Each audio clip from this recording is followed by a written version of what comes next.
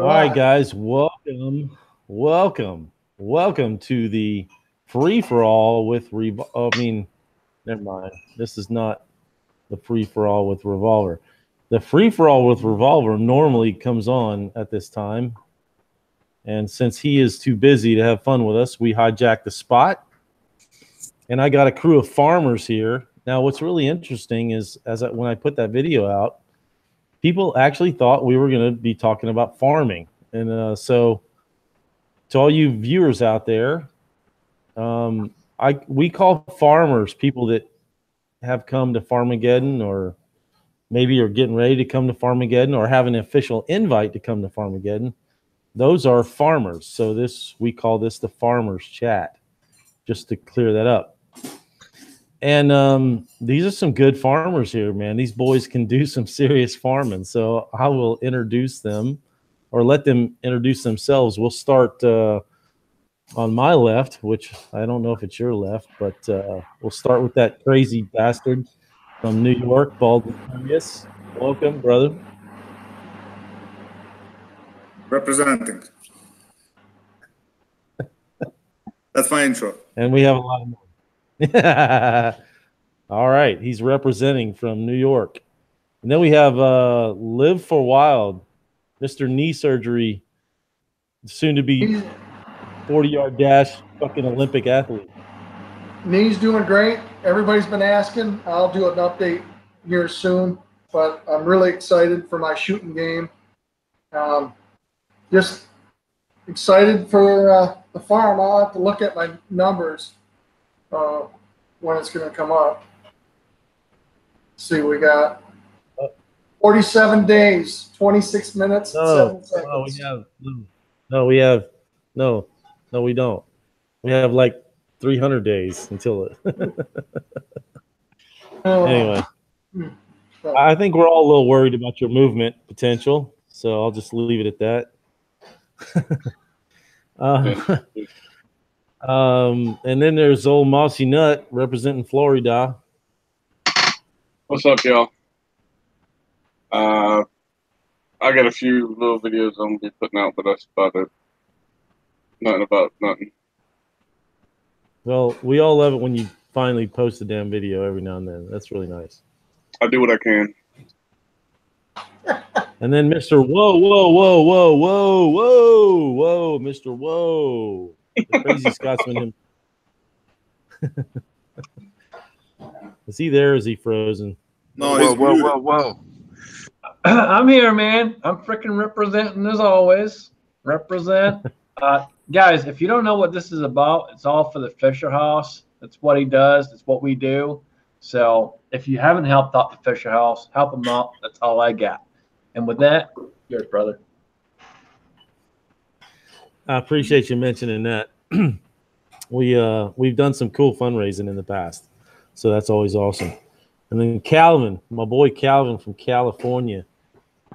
Hey, man. Yeah, speaking of videos, I might actually make one tomorrow, but I probably won't. Thanks for having me on. I don't know what to make videos about anymore, man. Hey, is anybody actually watching this? Yeah, you can click on the video thing. There's 28 people watching. Holy crap! Oh, I got that. Is that Nick out there? Man. Yeah, there's Nick. He owns the farm record on pistol match he was the year before, and we did I forget what we did, but anyway, he was the fastest, period. Yeah, he was killing every fucking thing out there. It's ridiculous. I think it's going to be if he shows up again, so I can have a competition. Yeah, it's going to be that's what I was getting ready to say. It's going to be a Baldwin Curious and a Nick Hop showdown. I think is basically what it's going to boil down to this year. So he's coming. Don't worry, he's coming. Might even have my open gun by then. Rob, you think he'd want to link? I don't know, dude. You're pretty badass, and you can't count out Ray either. Oh yeah, well X-Ring's going to be there. So anyway, we'll have a good crowd, but it's going to be cool. And let's see. Side chat. Who do we got out there? How do you? Let's see. I think you click on this. Participants. Boom. There we go. We got Ambiguity, if you know how to pronounce it right. He's a farmer. Arkansas prepper. Man, I have never seen him in a live chat before. Hey, brother. He's setting up a little tiny home homestead on his channel. Pretty cool stuff. BEM Tactical. Big Al. Big Johnson, I guess, is watching. He's on vacation, man. He's out there, got his feet in the sand. Big Papa. Chico Wise. Daniel God is my judge. Jesse B. And let's see, New Texican. And, of course, Nick, like we said. Razor JB. RLS 303. I know him. He's a good friend of mine. Robin Jones is watching, and Scotty M. We all know Scotty. And B-Borg.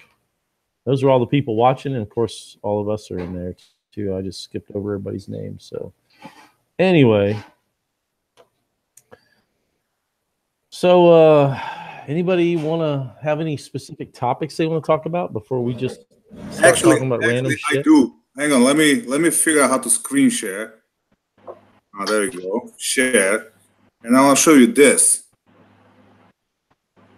You guys saw the... There we go. You guys saw this from Laugo Arms. They're actually based in the Czech Republic. Look at this. Look at this shit. You see that? See what the barrel is on that thing? Yeah, the barrel over axis, or you know what I'm trying to say.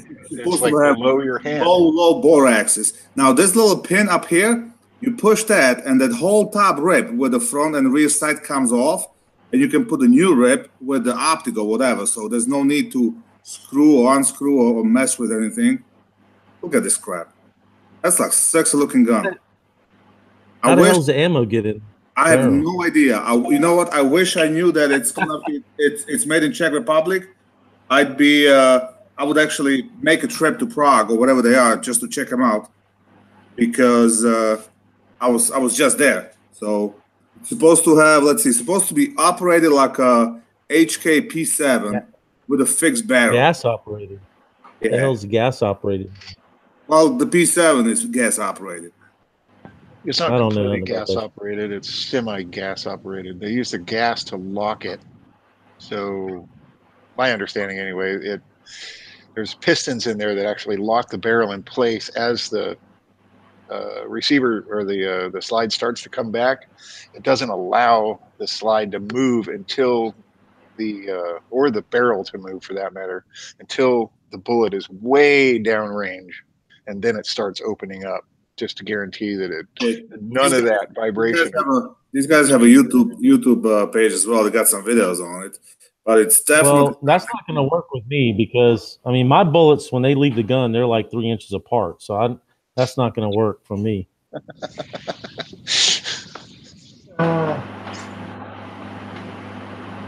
Well, anyway, I just thought it's really interesting design, and you know me, I'm all about wacky guns. I'm not a regular Glock guy.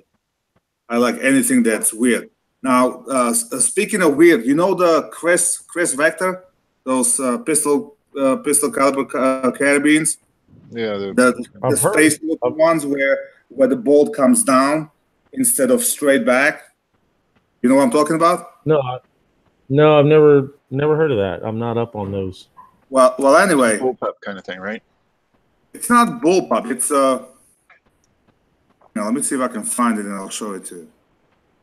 Well, anyway, I just found out there's a ruling from the state police that this is not an assault weapon, and it's legal to buy in New York. Now, if with the what round magazines? Hold on. Nothing is legal in frickin' New York. You know this already. Well, now look at this. Look at the gun. This is what it is. It takes the Glock magazines, and you see how it works. It has the bolt comes down, and the ruling on this was, since the action is in front of the trigger, then this is not considered a pistol grip or some shit like that. Because they used to sell them with a fin like California has, so that kind of makes it non pistol grip. But now you can buy it as is. Obviously. So can we agree that a year from now these will be illegal in New York? They'll just change the law. Well, you know what? Right now they say that there are, so I'm buying one. I don't know. What's the purpose of having? Here's what's going to happen. You're going to pay for it. It's going to get to your FFL, and by the time it gets to your FFL, it's going to be illegal. No, it doesn't matter. No, it can't, because if they're going to do that, then they're going to make you. They're going to give you an option to register it or some crap like that. So right now, it's same as the Shockwave. Shockwave originally, when they came in, they made you put it on your pistol permit. Then they realized that's the dumbest idea ever, and they said it's okay, just sell them over counter. There's a lot of thing in the law, in the SAFE Act, that is kind of left for interpretation, and that's where the state police comes in. For example, those stupid stocks that are even California compliant, there's no ruling from a state police that they are actually legal, that they actually are not pistol grip. So that's one thing. But like this over here, the actual ruling came from a state police that it's legal. And same goes for retired law enforcement. They can carry high cap magazines for the pistols that they classify with. So it used to be just the ones that they carry. Now it's the ones that they class, so they can classify with any fucking pistol and carry high caps for that. So on the one hand, that's actually good, because that goes to show you that state police might be on our side, at least part. No, from my understanding, none of the law enforcement in this state likes our governor. The only reason Cuomo's a governor is because of the New York City. That's it. Right. I mean, Astorino would won the last election by the landslide, but it's just a liberal, democratic, retarded New York City. It should be like freaking its own state, not even be part of New York. That's why I want you're basically to change. Yeah, like New York City is basically like the weight that you put around a guy's foot that you're trying to drown. That's like the city, right? And the rest of the fucking state is going underwater. That's pretty much how it works. Good comparison. Well, a bunch of your guys are moving down south, so I'll keep my freedom as long as I can. You know, like 60 people a day are moving to this town. I hate this fucking town anymore. I used to love this little town. It's not little no more. It's growing too big. Yeah, but 60 people a day, you guys would be freaking overflowing within 6 months. How many people move out? None. We die here. It's impossible. 60 people a day, 10 days. Yeah, no, 10 days, that's 600 people. Yeah, 100 days. It's a real number. People, no, I'm not joking. Or is it a week? You're talking 20,000 people a year moving to the freaking Charleston. Yeah, there you go. Or the greater area. We got so much industry here now. It's ridiculous, dude. I swear I want to move the hell out of this town. I grew up here. I hate it. Whatever. I don't want to bring the chat down. I want to move over by X-Ring and freaking, what's his name? What's the fireman's guy? He's representing in London now. Oh, he's just discovered.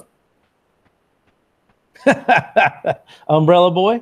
Umbrella. Technical umbrella. Umbrella Boy has I'm going to poke you with my umbrella.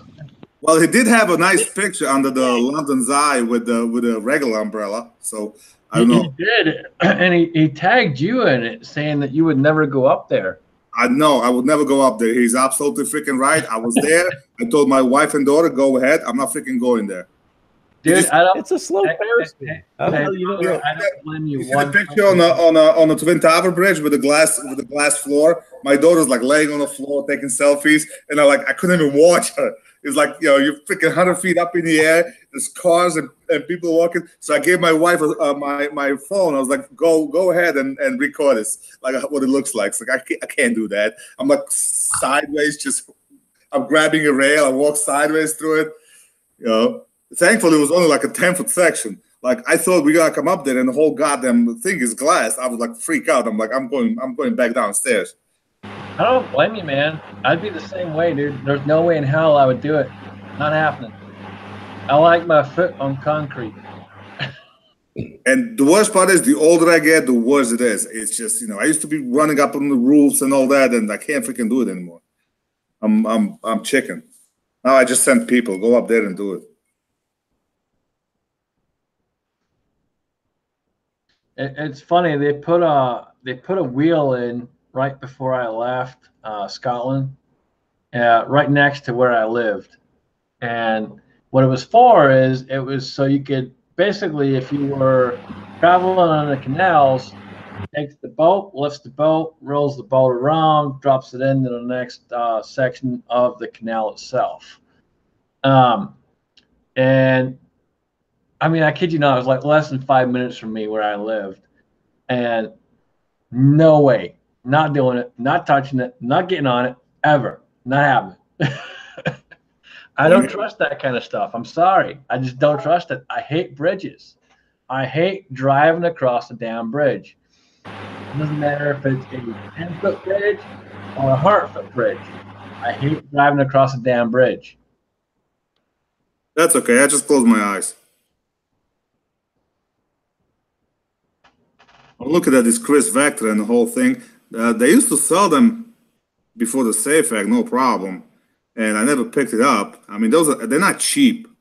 They're fairly expensive, like $1,400. And I really want one in 9mm because then I can run it. I can run it in a PCC division if I want.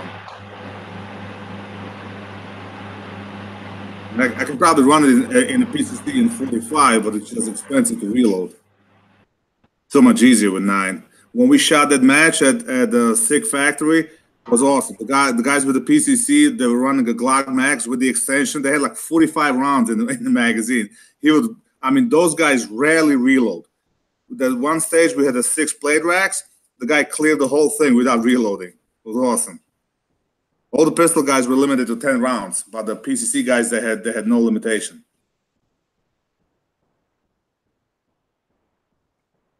They're shooting in a different class, so right? Yeah. Well, it was Okay. pistol. It was basically only 3 classes. It was revolver, a semi, and a pistol caliber carabine. That was it. And actually, the guy with the PCC, he won the match. Max Michel was second. He was like a few seconds slower than the PCC, and that's a lot because all the pistol shooters, all the semis were limited to 10 rounds.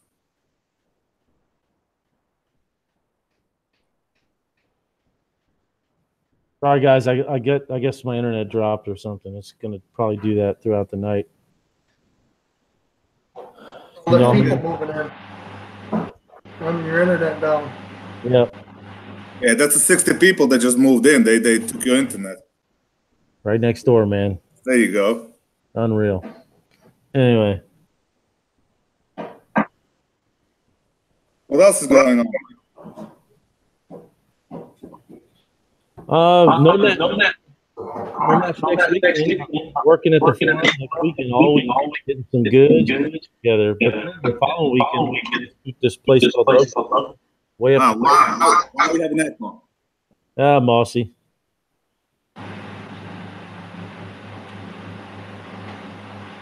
Mossy's our echo. Just want to make sure that everybody hears what we say at least once, if not twice. That's why it's I probably heard you like 4 times. I don't see that going on my side. Actually, it's not doing it anymore, but it was there for a second. You're good. We'll forgive you, dude. You done okay.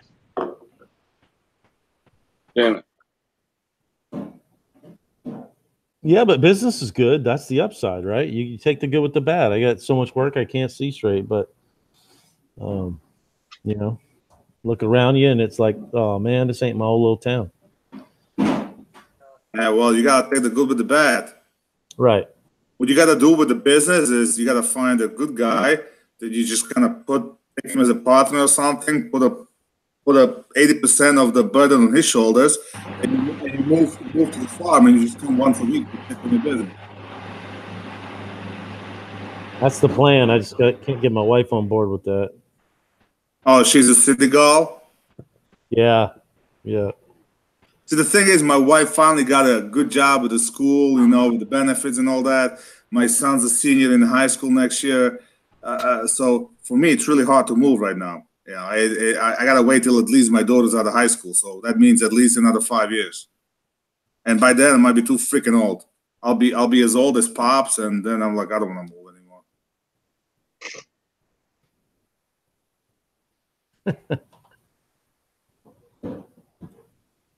But then again, the whole neighborhood around here is getting overrun by the Koreans. The freaking Koreans are buying everything around here. I don't know why. There's a old psychiatric center that I showed in my Enough video, and this Korean, whatever the hell they are, they bought it. They some kind of religious college or some crap like that. So the worst part is they don't pay any taxes on it. And there's like a crap load of people living there, and it's like a whole conspiracy thing. Like the whole town doesn't really know what the hell is going on over there, how they live. Nobody even knew there's so many of them there until one day the fire alarm goes on and the firemen show up, and there's 200 Koreans living there already. Yeah, I had a small. I live in the same town I grew up in, and it's changed a lot. I don't like it either. It used to be just one gas station and a blinking light. Now we got a McDonald's and a Subway. And Well, I guess everything's growing. What are we going to do? We'll end up like California before too long. You don't want that. Say that shit again.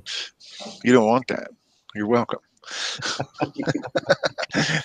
Even my town. I mean, when I grew up in Orange, California. Sounds like a quaint, cute little town, which then it kind of was. But now it's like everything is like built up and out and more up. Instead of like 90,000 people, now there's like literally 500,000 over the course of 40 years. John, are you tumbling brass? no, fan. I'll shut it off. Hold on a second.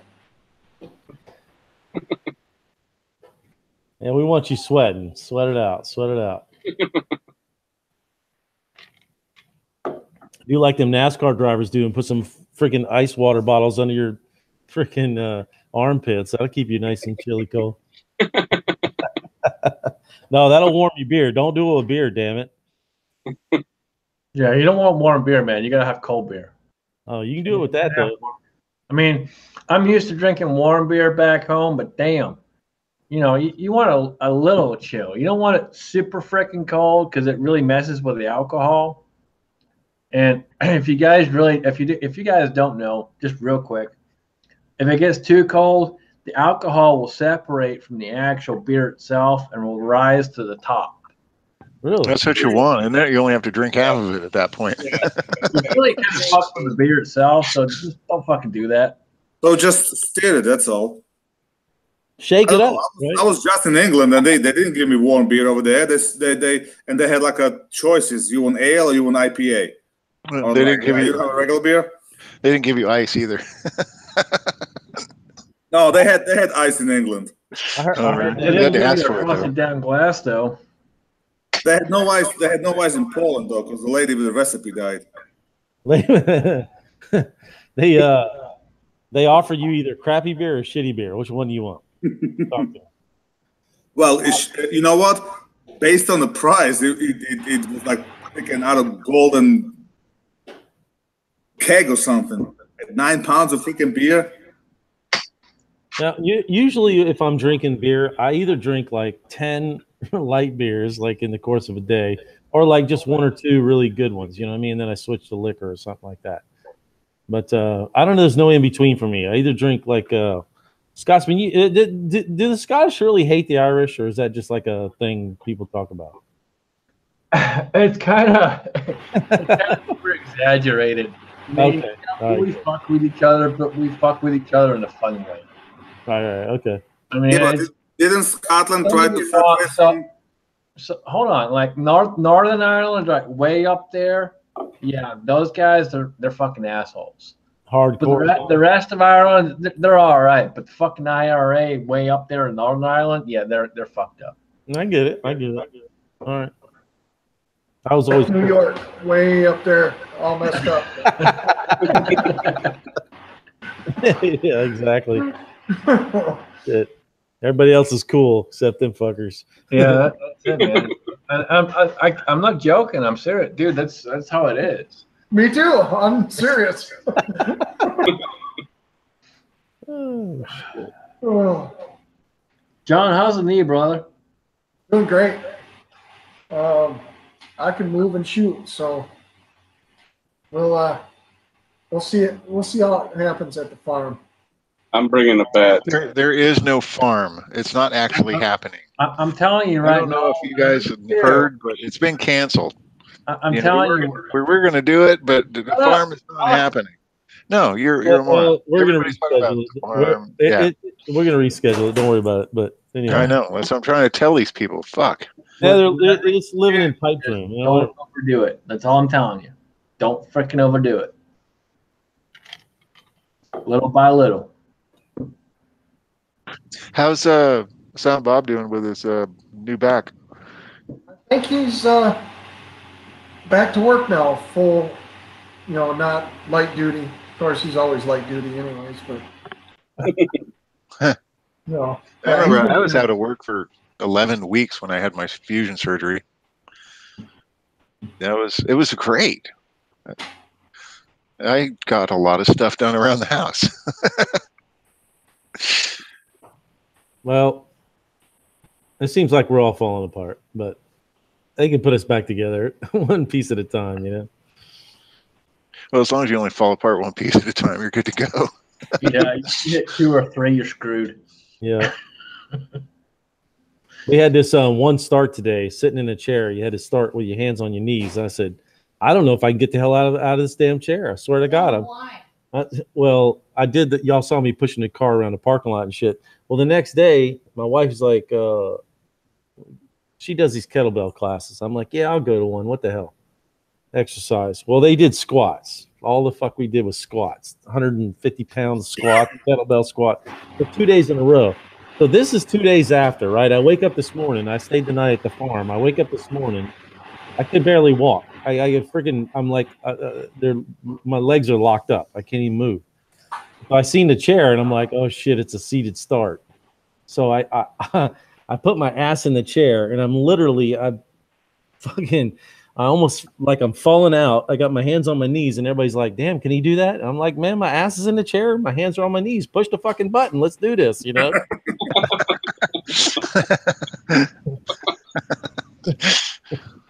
Can't you just like the old people, the recliner chairs where you push a button and it basically comes up and it like launches you out of the chair?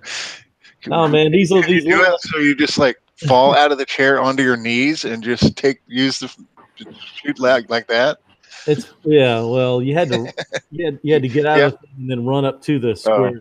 Because sometimes they made you sit in a chair, make sure the back is against the chair and all that crap. Sometimes all you have to do is stick your ass. Even if just half your ass is in the chair, they're okay. Yeah, well, this stage brief was pretty lenient. I'm like, I'm taking all I can get. Y'all can kiss my ass that's barely on this chair. Yeah, I hear you. Sometimes you think you move so freaking fast, and then you look at the goddamn video. I'm like, holy shit! I'm like a steamroller. Why am I so fucking slow? And in your mind, you're moving so freaking lightning fast. I'm like, Jesus Christ! Like, I'm like a rhino. Yeah, it's tough to watch yourself on video sometimes because the video don't lie. You know what I mean? But I don't care. I put it out there. I don't give a shit. Live or die, good or bad, whatever. I don't give a shit. Hopefully people appreciate it. Fuck them if they don't.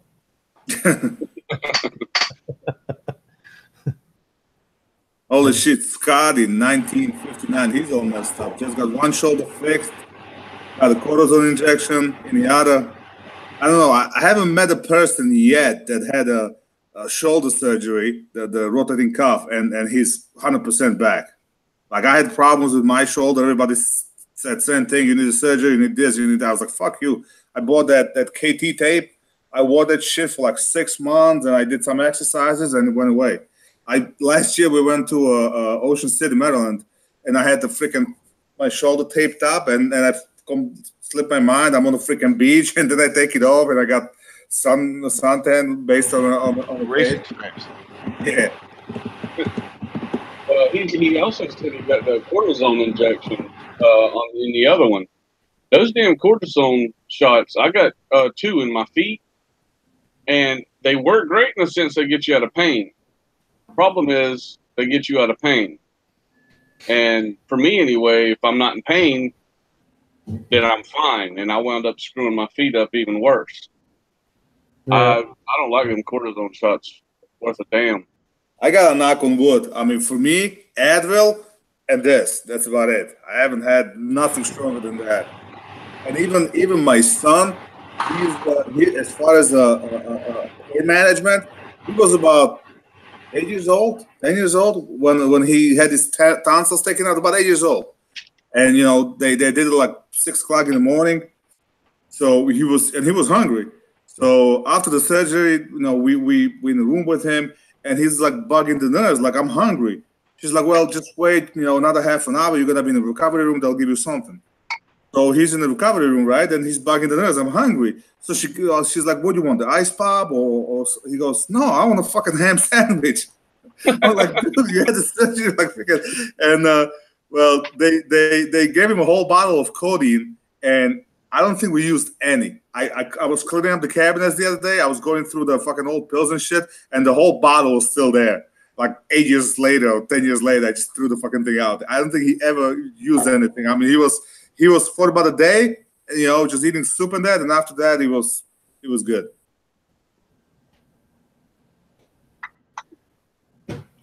All right, so I want to address survival of the fittest out there. Does he have a YouTube channel? I mean, I've never heard the guy before, but this is a farmer chat, and my apologies, but we only, let me know what you're farming out there, and this is a farmer's chat, so my apologies, but you can't get on the panel, but we'll talk to you on the side chat if you have any questions or anything. Just leave them out there.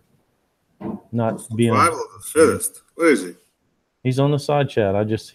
He's asked twice now about getting on the hangout. I'm going to correct you, because you shouldn't be apologizing. If he ain't a farmer, he's not a farmer. Period. That's it. There's no apology. I just didn't. Gracious, man. Let's just leave it at that. Graciousness is a good thing. Yeah, whatever. Now scold me. Great. That's fucking awesome. Whatever. Being gracious is not a scoldable offense. Anyway, sorry, but yeah, I said it again. Whatever. Yeah. Whatever. Well, you can tell Scotsman. You can tell him to fuck off. Whatever. I wasn't telling him to fuck off. I'm just saying it's a farmer's chat. Only farmers get here. All right. Well, there you go. You just told him to fuck off. Okay, that's good. Scotty, you're such an elitist. Yeah. Scotty, you're such a dickhead. You just told the guy to fuck off. Come on. What's the matter with you? Where's your European hospitality? Oh, fuck that. He says he runs a bison ranch in Alberta. I just went to his channel and he had no videos. If you run a bison ranch in Alberta, there should be tons of video on that. That'd be cool as hell to see. Yeah, tell him to start a YouTube channel. That would be good. I would definitely subscribe to that. Bison, man, that's pretty cool. Okay, That's delicious. What's bison? It's a buffalo. It's a homegrown buffalo. Yeah. Because they're all the wild ones are extinct. They had to start growing them. Yeah, Actually, when I was on. You fucking shot him all right after you shot all the Indians. Well, there's that. But none of us had anything to do with that. So yeah. Well, I was in Zion last week, up in South Central Utah, and on the way into the park, there's actually a bison ranch. And one of the times we passed it, going into the park, I pulled over and stopped because the bison were kind of all like huddled up against the fence, and they're always moving. It seems like either they're eating or they're moving. And I went up to the fence, and these fucking things are huge, man. They don't look like cows. They're like cows, but twice the size. They're giant, and their heads are like this wide. Giant fucking animals, and they're grunting, making these fucked up sounds. I am a pussy, I'll admit that, but these things scared the fucking shit out of me. At this little stick fucking fence, and these fucking 6,000-pound cows like right there looking at you like, don't get any fucking closer, dude. I will run your ass over. And I'm all taking pictures and shit. Come on, fucking no, I don't want a selfie. Fuck, come on, go. Shit, dude. It was intense, man. Those things are big. Wow, But they're also very delicious. Are they delicious? Oh, they're delicious. I mean, Very, the bastards very are delicious. about as wide as they are long. I mean, it's just like a huge hunk of shit, you know? The weird thing is that a lot of the steaks you get off of them, comparative to a cow, this is the cook coming out in me, are much smaller and they're a shitload leaner. It's really, really lean meat. Not a lot of fat. He commented out here. Damn it, where'd he go? What? It's not buffalo. It's wood bison, and they're different. I'm gonna subscribe to his channel just in case he does decide to put up a video. Post the fucking video so we can all see. Don't fucking matter. They all taste like chicken. No, they don't. No, this is pretty far from fucking chicken. This is like the anti-chicken. There's no chicken because Midas ain't here. Oh wait, that's ducks. I mean, rabbit tastes like chicken. Hey, Bison tastes like bison. Don't be hating on ducks, okay? I got 2 of them. Actually, my wife's got 2 of them, and she's gone. So I had to go at 8 o'clock and lock up the freaking chickens and ducks. Thank God the dog is like I just yell Trixie, and she runs them all up, and they run inside. Ducks are delicious too. Duck is damn good, man. Don't tell that to my daughter. Why?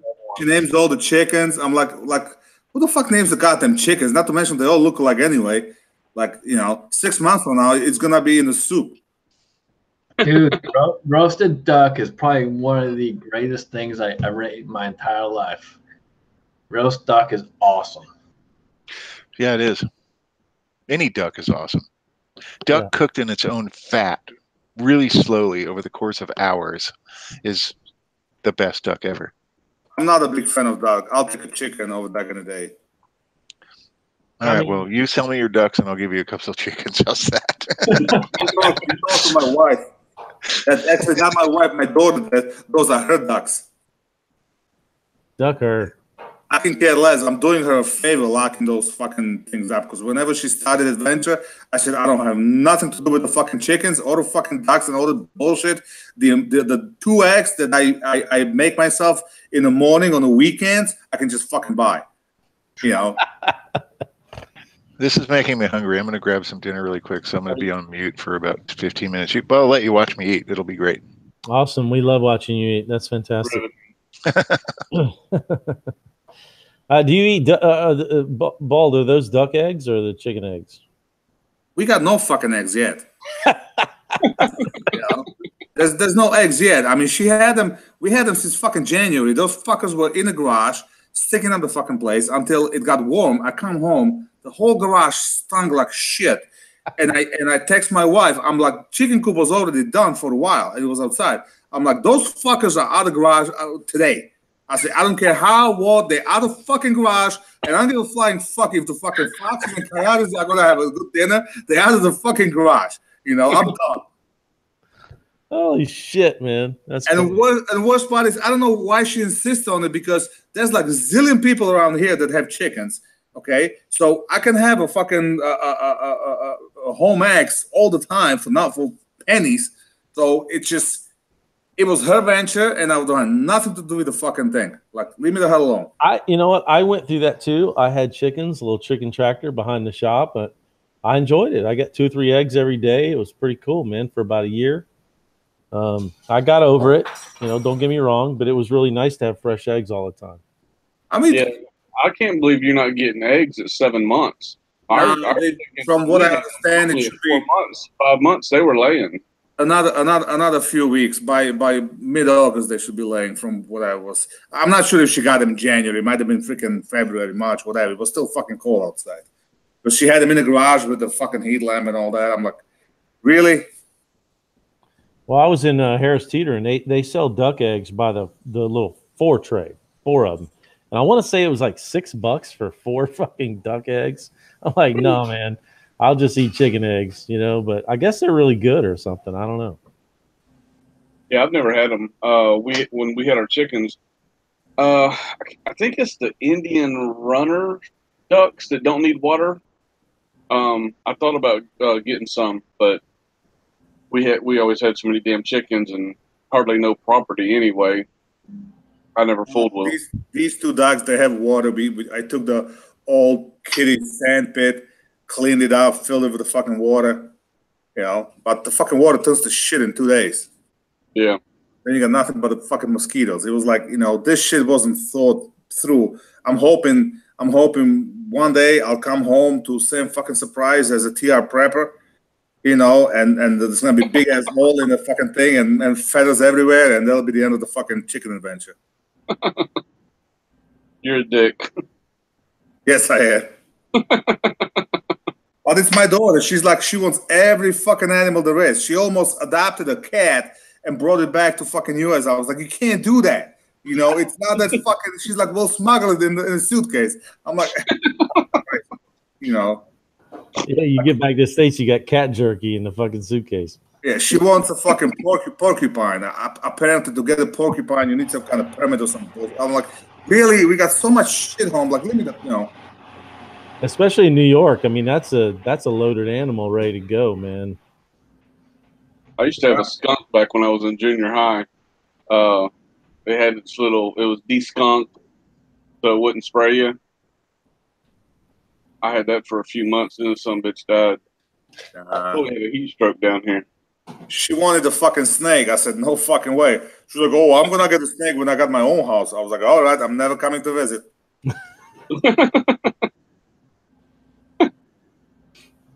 All fucking snakes.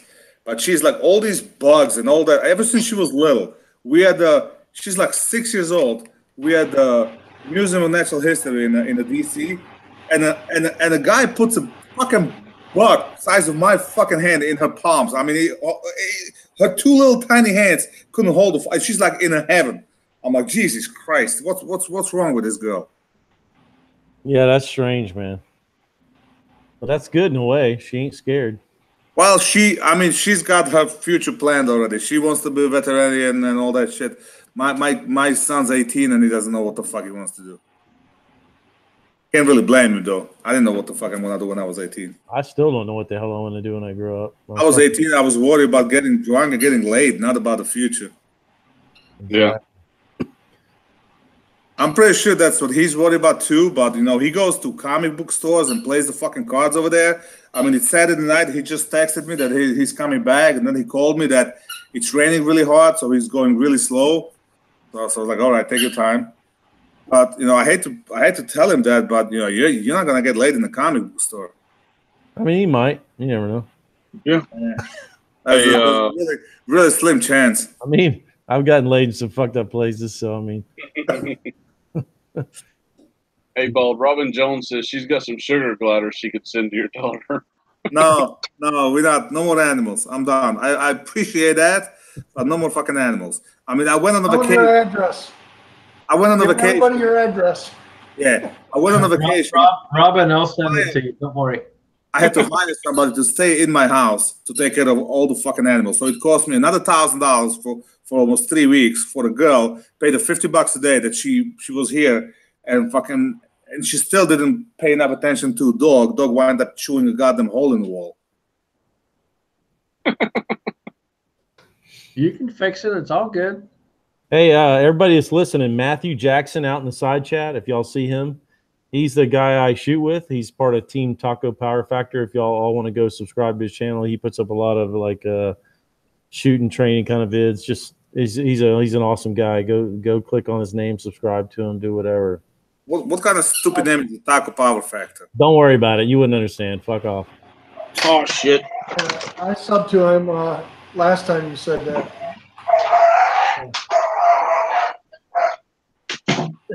Who's getting killed? Yeah, I know. Where's the damn He's having a canine riot at his house. Shut up, dog. Shut up. Oh, I'm subscribed to Matthew. He's got to put up more videos, though. He puts a lot of shit on Instagram, so you can catch him probably through my posts. Well, why is he putting shit on Instagram and not on YouTube? What the I don't fuck? know. I'm having fun with Instagram right now. It's kind of cool. You know, I didn't. It's instant. It's lazy YouTube. Yeah, it's like short little videos. You know, fucking. Yeah. It's like Couple pictures. upload in 3 seconds, whatever. Matthew, you have to put a link on your YouTube channel to your Instagram because I don't see it here. Okay, if you go to any of my posts, you comment on a couple of my posts, you can catch them there or whatever. Well, I'm saying it will be nice if you put it in your description in about, and you can put a link to your Instagram, and that makes it a little easier for people to find you. Yeah, I didn't do You go that. to his name and you got the 3 dots, and you can go right to his channel. It won't Yeah, take Matt- you off this. Well, it's he spells it differently. It's well, I'll let him spell it in the side, but it's I think it's I got him here. I'll tell you. He'll probably Just give him a wrench, and he can put a link to his Instagram right in the chat. No, he can spell it out what the Instagram is. I'll tell you if he don't put it in there. Let's see. It's what the fuck. Speaking of Instagram, did you guys have a problem uploading shit that the Instagram froze? It's, I had to uninstall mine twice because it was like looped in the uploading and it wouldn't do anything. I haven't had no problems. Yeah, I've never had an issue. Ever since I blocked you, I've never had any problems. all right, that's his Instagram. mjacksonian1 is his Instagram right there. I'm trying to find a stupid post from you so I can see him. Hey, eat shit, fucker. You know, if you just check it more often, I mean. Yeah, if you actually take a look at shit, damn. I don't sleep on fucking Instagram like you. I have a life. Yeah. Whatever. Fucking traveling all over the fucking world. Have no fucking time for anything else. I'm so busy. I'm over here. Oh, look at me. Woo. Oh, look at me, look at me. Fuck you, dude. Hey, Scotsman. Eat a bowl of Glocks, motherfucker. Okay. Did y'all? I was looking at the comments. Did y'all hear the dogs? Yeah, we heard him all right. Oh. Now it's a farm chat.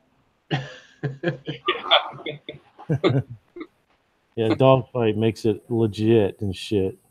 Yeah, that's pretty much what it was. Luckily, one's scared and the other's mad or glad. They get a wild hair every once in a while. Huh? Oh, never mind. So who's shooting tomorrow? I'm the only one. Yeah, probably my normal Sunday match. They're not having it this month. It used to be Sand Hill, I think. So that's why I shot today at Mid Carolina. But in 2 weeks, if anybody's up by Tabor City, North Carolina, and wants to come to a match, I'll be there on the 28th, I think it is. That's about 50 minutes north of Myrtle Beach. If you're in the area and want to come shoot with me, come on. Maybe I should take the wife to Myrtle Beach. And yeah, they got direct flights to Myrtle Beach for like $100. It's pretty cool. Yeah, there's nothing for $100 out of fucking New York, that's for sure. Well, maybe not out of New York, but there's a lot of like I don't know. They used to have these like Myrtle Beach to Vegas and like Atlanta, Myrtle Beach, like $100. It became like the cheap flight hub for a while. I don't know if it still is, but It used to be $100 to fly down to Orlando. When the kids were little, we used to go to a Nickelodeon hotel. I would just pack them up Friday afternoon, and by 6-7 o'clock evening, I would be in the pool in the Nick Hotel. And then we just come back Sunday night. You know, the tickets were cheap. You know, nowadays it's a $2,000 weekend. Oh, here it is. I know it's crazy. I know that feeling.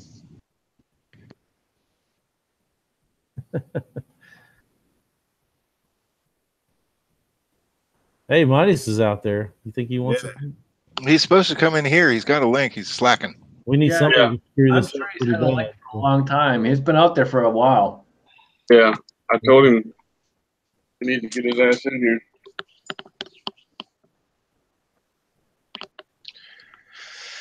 All right, I gotta get a liquid beverage. That's a good idea. All right. And a liquid beverage. When you come back, I'll go because I'm empty too. I pre-prepared. I brought 4 with me, so I was pre-prepared. Room temperature beer. Gotta love it. Yeah, Oh, that's yeah. delicious. I got 6 more in the fridge. Well, you better pull them out so they can warm up, or you won't be ready to drink them. I still got 2 left. I got time. Yeah, Hey, Mel just showed up in the side chat. What's up, Mel? Mr. Right to Bear Mel. Yep. That one. Are there any other Mels? There's a few, yeah. Well, fuck, I don't know. I mean, you don't spend much time on YouTube, so you wouldn't know. But Yeah, I don't even. Am I on YouTube now? no, you. Oh, okay, I was gonna go. Bob, the double alpha, the holster that you have, is that the new one, the magnetic one? Yeah, yep. I'm not. You know what? You can't ask me shit no more. When you train with Max Michel, you ask him all those fucking questions, and you get all his opinion on everything. I don't want to tell you shit.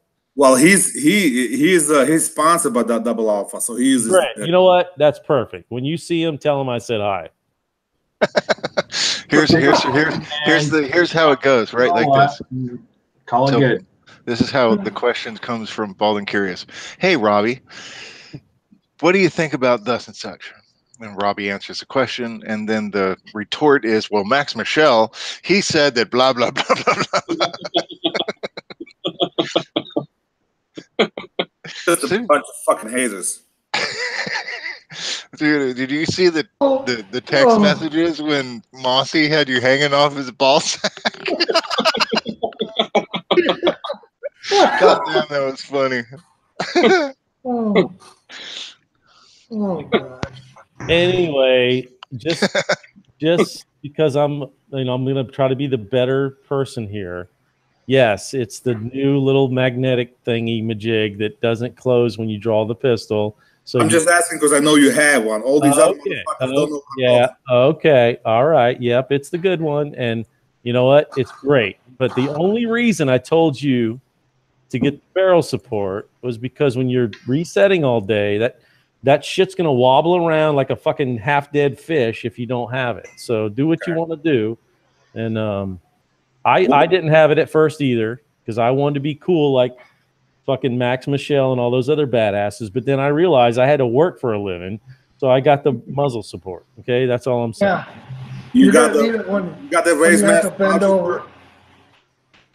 Yeah, it's all Race Master pouches, everything. I got double alpha rig, the whole thing, everything. Yeah, I don't. I'm gonna need that. Yeah, I need that too. I gotta. Well, I'm glad you guys invited. It's good to see everyone. Side chat's been great. You guys on the panel have been great. Cheers to all my friends. And yeah, everything's going good. Thanks for the invite. Hey, I'd like to welcome Might As Well Be to the chat. Hell yeah. I see your house looks a little empty, buddy. What's going on there? Yeah, things are off the wall. Stuff is in what? boxes. I don't mind saying this because we're friends. It looks like you kind of missed a spot of paint in that corner. I'm not even done painting. Yeah. It looks like it didn't start. No, it's like that. Only one wall is fully painted. The other ones are like 90% cut in, almost ready to go. I still have to pull the desk back and. Are you going to sell the projector screen with the house? Is that why that's still up there?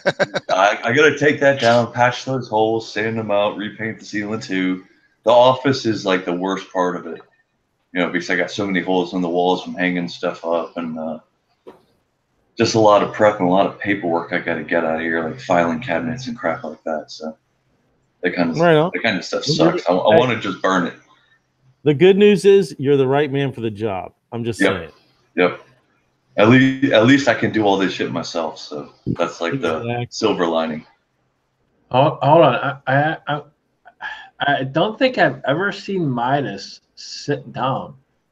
I'm trying to control myself. Like, what is going on?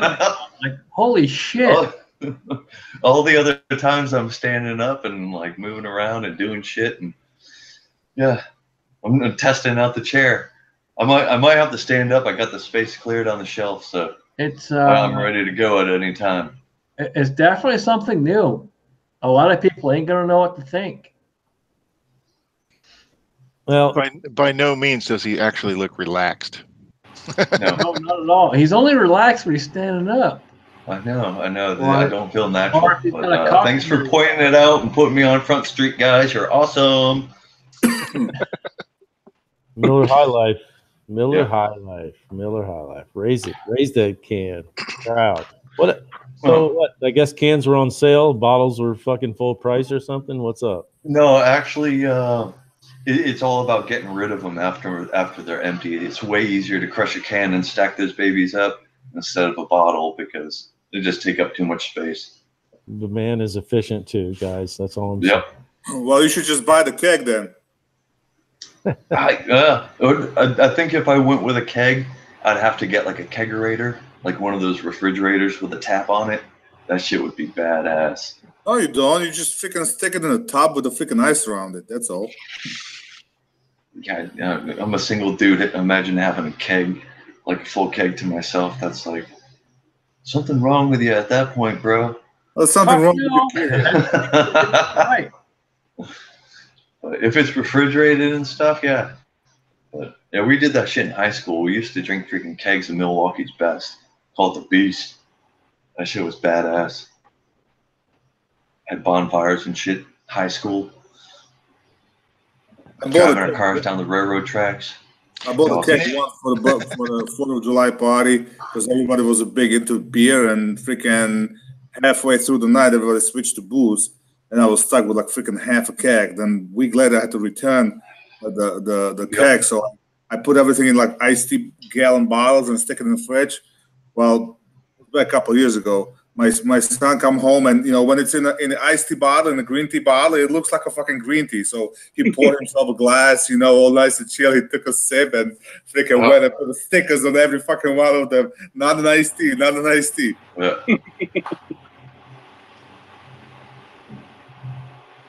How's the house going, Midas? You get any interest yet, or? What was that? What was that question to me? I couldn't hear. House selling going? Oh, I am still yet to put it on the market. And they just shut off his internet because he's moving. Oh. He's really shy. He's really shy. He probably got embarrassed. We lost him. He probably didn't pay his bill. Oh. He just joined again. But... There he is. Okay, yeah, I got booted for some reason. No, I'm working on the house. Like I said, I still got to paint this room, fix it up. Once I have everything square, then I'm going to sign with a realtor. But up until that point, got a bunch of pictures. I got 2 more rooms to get pictures of, and I'm going to put that shit on Zillow. So then all the realtors see that shit, and I have realtors coming to me instead of me looking for a realtor, because they're going to see oh, this for sale by owner. Maybe I can talk them into selling his house, or they could be working for a buyer, and just so there's only one realtor involved. But up until the point where the house is totally ready, I'm going to do the Zillow. That would be for just until everything's painted or something like that. Zillow's a waste of time. Yeah. Well, that's what the fucking realtors do. They put it on Zillow and they put it on Realtor.com. They put it on. All right, listen. Nothing's a waste of time. But I will say that cranking 5% or whatever to a realtor is money well spent. I mean, they put it out on 14 different things where you might only do 1 or 2, and right. Hire one for 3 months. Don't give them a year-long contract. Tell them to fuck off if they want to say, listen, you got 3 months to sell this place. No, most of the time it's 6 months tops. Whatever. Most of the time, you're right. But if you're calling the shots, tell them to eat a bowl of dicks and give them 3 months. Right. That way they don't put it on the back burner and be like, well, I got this house, but it's you got 3 months if you want that money. That's right. Well, then they might force your hand on 6% though, but. Anyway, right. But that's pretty much what would happen anyway. If there's 2 realtors involved, they each get half of it or whatever. But if there's only one person involved, no, it doesn't work that way. It doesn't. No, I thought it was a 6% minimum. No, it's not 5%. It's 5%. Most of the time, most common is 5%. And when if your listing agent sells it, he usually drops it down to 4%. And if somebody else sells it, then they split the 5%. Right. Okay. In your contract, you're going to agree to pay 5%. They're going to split it up however the fuck they want. But the bottom line is, you just want that percentage to be as low as possible for the shortest amount of time, so you can make the bitch work for you. Yeah. I've only had 2 realtors come over so far, and one was a new guy. But I'm not against using a new guy. I don't tax that other people that have been in it for years. And then the other lady was like, "Well, you should do this, this, and this, and upgrade this and upgrade that." It's like, did you just listen to what I said? I don't want to pour a bunch of money into this house to move. You know, I'm not gonna like do the bathrooms and the cabinets. It's there's nothing wrong with using a new guy because the new guy's hungry. Yeah, exactly. Yeah. Lady that's selling my house, she's fairly new. She was actually my customer. I redid her house, and she changed professions. She's a realtor now, and she goes all out for the shit. Yeah, but they don't know the guys that are like set in the business, they just want to get the listing because they have a guaranteed 2.5%, and they kind of they don't really promote it as much. They don't do the legwork. Right. So you might be get the hungry guy. Yeah, good call. Yeah, exactly. Get the hungry guy, dude. Take the hungry guy. Yep. If you get a new guy with a bigger office, they usually have meetings. The realtor I worked with when I built houses and sold them, they had meetings like once a week. What's on the market? Who's selling what? And they all meet at one of the houses and walk through it and that kind of stuff. So you get a bigger office that's got their crap together, they'll sell you pretty fast. Yeah, the new guy does work for like a large professional or a popular, realty firm. So he's got the backing. He's got people in the office. Like there's already a network. It's not like he's starting it all on his own type of thing. He's just a new agent. Yeah, and that's your best bet because if he sells it, then the commission goes down to 4%. Most of the time, that's the way it is. Right. You save a little bit of money. Yeah. And again, he's hungry. He's hungry, and I think Pop said it, but fucking time is money. You can make more money, but you can't like replace the time. So it's getting someone else to be working for you. Exactly. That kind of pays itself off. Brand spanking new. He's going to be trying as hard as he can. It's not just building the house. There's a bunch of paperwork involved and bullshit, and this way you got a realtor and he's taking care of it. Yeah. You don't want to be moving out there in the winter anyways. Yeah, exactly. So that time is of the essence. I don't want to drive out there in the fucking winter. I don't want to set up in the winter because that's real winter. I ain't scared of that because actually, dude, like I kind of did the time. I won't take up a lot of time, but like Montana has like a solid 5 months of shit winter where you actually have snow on the ground. Let's say 5-6 months, and then North Carolina has like 3 months of extreme heat where you pretty much want to stay inside the whole time. If you go outside, you start sweating balls and it totally sucks. So that's 3 months in the summer, and then it has 2 to 3 months in the winter of where it's freezing. We don't have snow, but we get ice, and people in North Carolina don't know how to drive when it snows or ices. Fuck, they don't even know how to drive like when it rains. Like when it gets dark, shit, it gets dangerous out here. People suck. But I hear you, brother, because I lived in North Carolina. You can only get so naked. So that adds up to pretty much it adds up to pretty much the same amount of crappy climate. So why not have all the crappy climate all at once and then be done with it instead of in North Carolina where it's like you got crap in the winter, then you get crap in the summer. So that's how I kind of twisted it to make it look appealing. Having to live in the wintertime. Freezing roads once in a blue moon. Yeah. But I like I said, like I also grew up in the snow in upstate New York. Like I'm a fucking curious over there, so I'm not scared of the wintertime at all. I went to school uphill both ways with no shoes on 3 feet. I've done that. Chains on the tires and shit. I don't do that shit. When it snows, I just stay home. Fuck it. I don't go anywhere. Yeah, well, you're not a kid. You didn't have to like walk to the bus stop and stuff. No, when the roads are crappy, the schools are closed, and I stay home. Fuck it. It doesn't pay. Spend 3 hours in the car getting to a job and not getting anything done. Fuck it. I'll go to work next day when the roads are clear. Yeah, I agree. You don't like it out there, though. Don't envy you moving, Midas. Do not envy you. Yeah, moving's gonna suck. The just to fucking drive out there, it's like 4 days straight. Yeah, you're It's gonna gonna love be it, though. You're Me gonna and love my it. dogs, we're gonna be like, we're gonna survive. You know, it's gonna be crazy. But it doesn't really matter if you're moving like across the side of the planet or if you're moving like literally across the street. It's just a big pain in the Yeah. ass. It's a always bit. a pain in the ass. It doesn't matter if it takes you a day or takes you fucking 4 weeks. It's always a pain in the ass. Well, it depends how old are you. You know, I was fucking 20 when I moved here, and I came with a big ass bag, and that was about it. I didn't give a shit. It was I was easy. kind of the same way, man. I was 21. I came with like 4 big ass bags, and that was it. That's funny. Mr. Bullet points out in the side chat. He knows what I'm talking about with the North Carolina drivers. You guys haven't seen Retard until you've watched Californians drive in the rain. Just the rain. Oh If shit! the streets are wet, it's I- epic fail. I lived there before I moved anywhere else. I moved to fucking California. I've seen that shit. I've lived it. Holy crap! God, We got everybody stop beat shaking on the full fucking retard. camera. I'm gonna get the epileptic seizure. Stop shaking the fucking camera, for crying out loud. I got Chris, booted. I'll come out and see you though. Who the hell are you talking about? Scotsman. Scotsman, Oh. every time he talks, the whole fucking screen shakes, and I'm about to get a seizure. Pretty sure it's not shaking, dude. It's right there. Yeah. It's fucking shaking. No, it's shaking. Are you kicking your desk or something?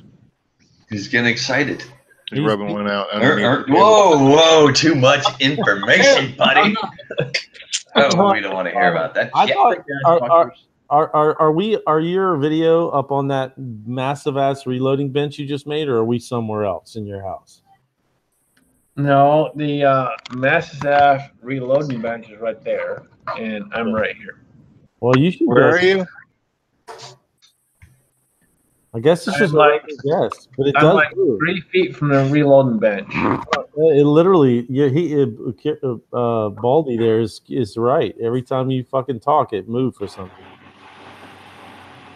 That's gotta be my desk. I'm sorry, guys.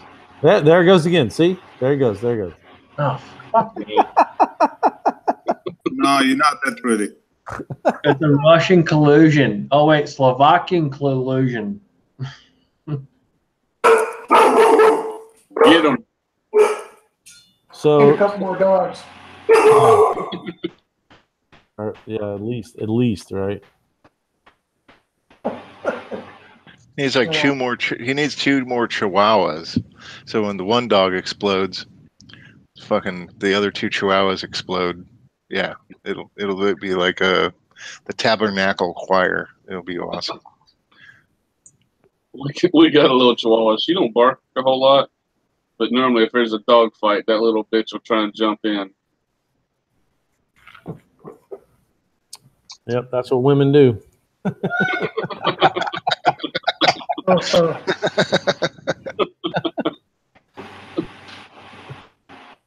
My wife's fucking losing it in the other room, but anyway. Would you tell her I said hello? Just Yep. briefly. Calvin says hello. All right. I feel That's awesome. Could hear that. That was classic. Yeah, she loves old Calvin. Anyway, I got a question for old freaking Val when he comes back. When he Mr. Noda? comes back from the icon. He'll probably refer to something Max Michelle told him. No, it's it's a gun question, a gun law question about upstate New York. Listen, assholes. Oh, you're there? You do understand that when I mute Can you see? myself, I can still hear all your stupid crap, right? You do understand that. Hey, quit it. Well, at least is you don't have to this say it legal twice. in New York, Val? Yeah, it's a pump action. Yeah, but like the Of grip course. doesn't matter. There's no Yeah, it stock don't on it. matter. No, it don't Yeah. matter. It's pump action. why the hell would Okay. you care if that's legal in New York? Because this is my buddy's and he's moving to upstate. He's moving to Syracuse, and why I've been holding. would you put that stupid shit on a shotgun anyway? What a dumbass! That's the way he bought it. He's not a gun guy. That's Why- why I have his gun. Obviously, put Why's he the moving to connect New those York? dots That's fucked because up. his wife has got like a medical job up there now, so like a transfer. So they don't but do he's medical not- shit anywhere else in the country, pretty much. No, he's not like us. So he's yeah, he doesn't think like us. So obviously I'm holding all his guns. But he's like, well, I want to take that one with me if it's legal. Can you ask somebody? Tell me what's going on. So, you know, I thought of you. Yeah. No, it's not legal. I'll give Legal with you. you. I'll give you I'll give you $50 for that thing. You know, like, you can't use it. Tell him it's got a barrel. It's totally illegal. They only allow shotguns with 4 grips with no barrels. Well, The New truth York is, not he'd bad. rather leave it with me, but Animals are fucked up. I've already got like 3 of the same fucking shotguns. Like, they all look different. I don't know how many of those 4 grips have. Isn't it funny? You can have 100 fucking pistols, but you only need like 3 shotguns, right? Am I right or what? As long as they work, you know, proper. Right. So, yeah, shotgun's a shotgun. It's Speaking all of about the shells. I don't know. Shotgun. I have 5 shotguns. Did you?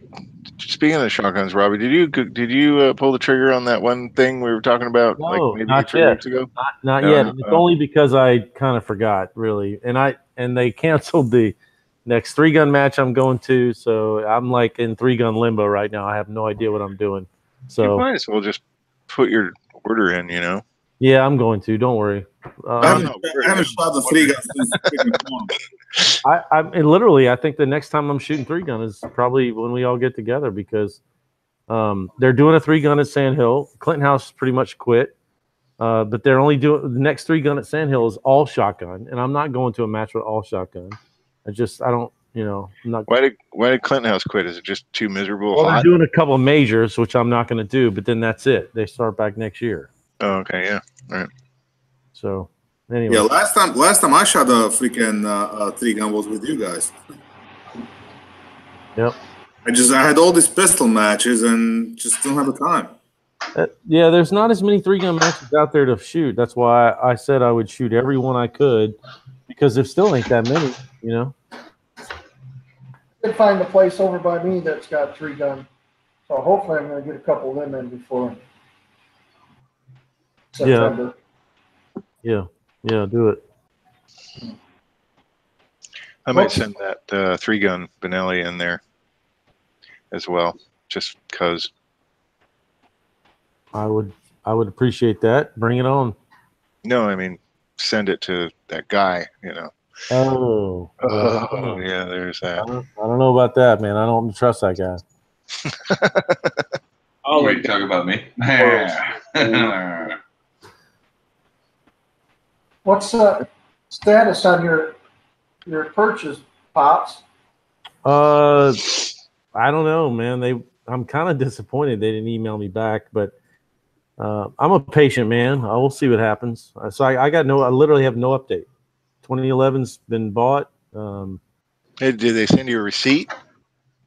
I got receipt where I sent the money. No, they sent me a build sheet, right? They tell me what they build and that's it. So I just gotta wait.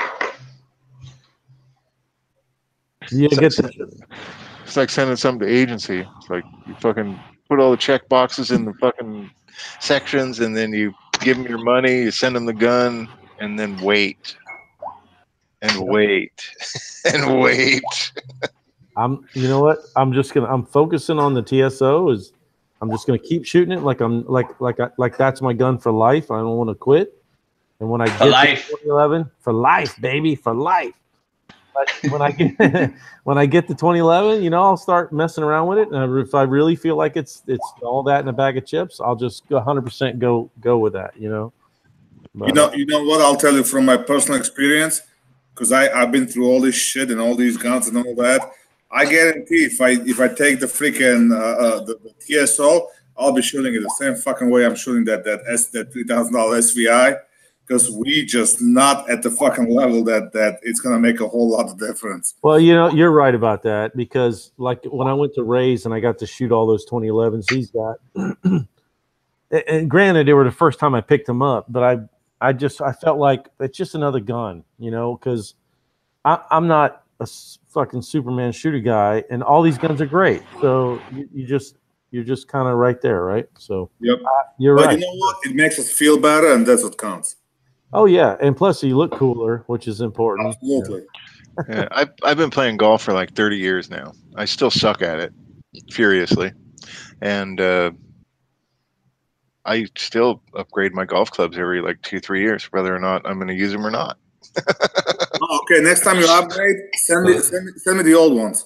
That's because you're pimping, Actually, motherfucker. Baldy, if you actually want a pair of golf clubs, are you serious? Are you fucking No, around? Are they legal?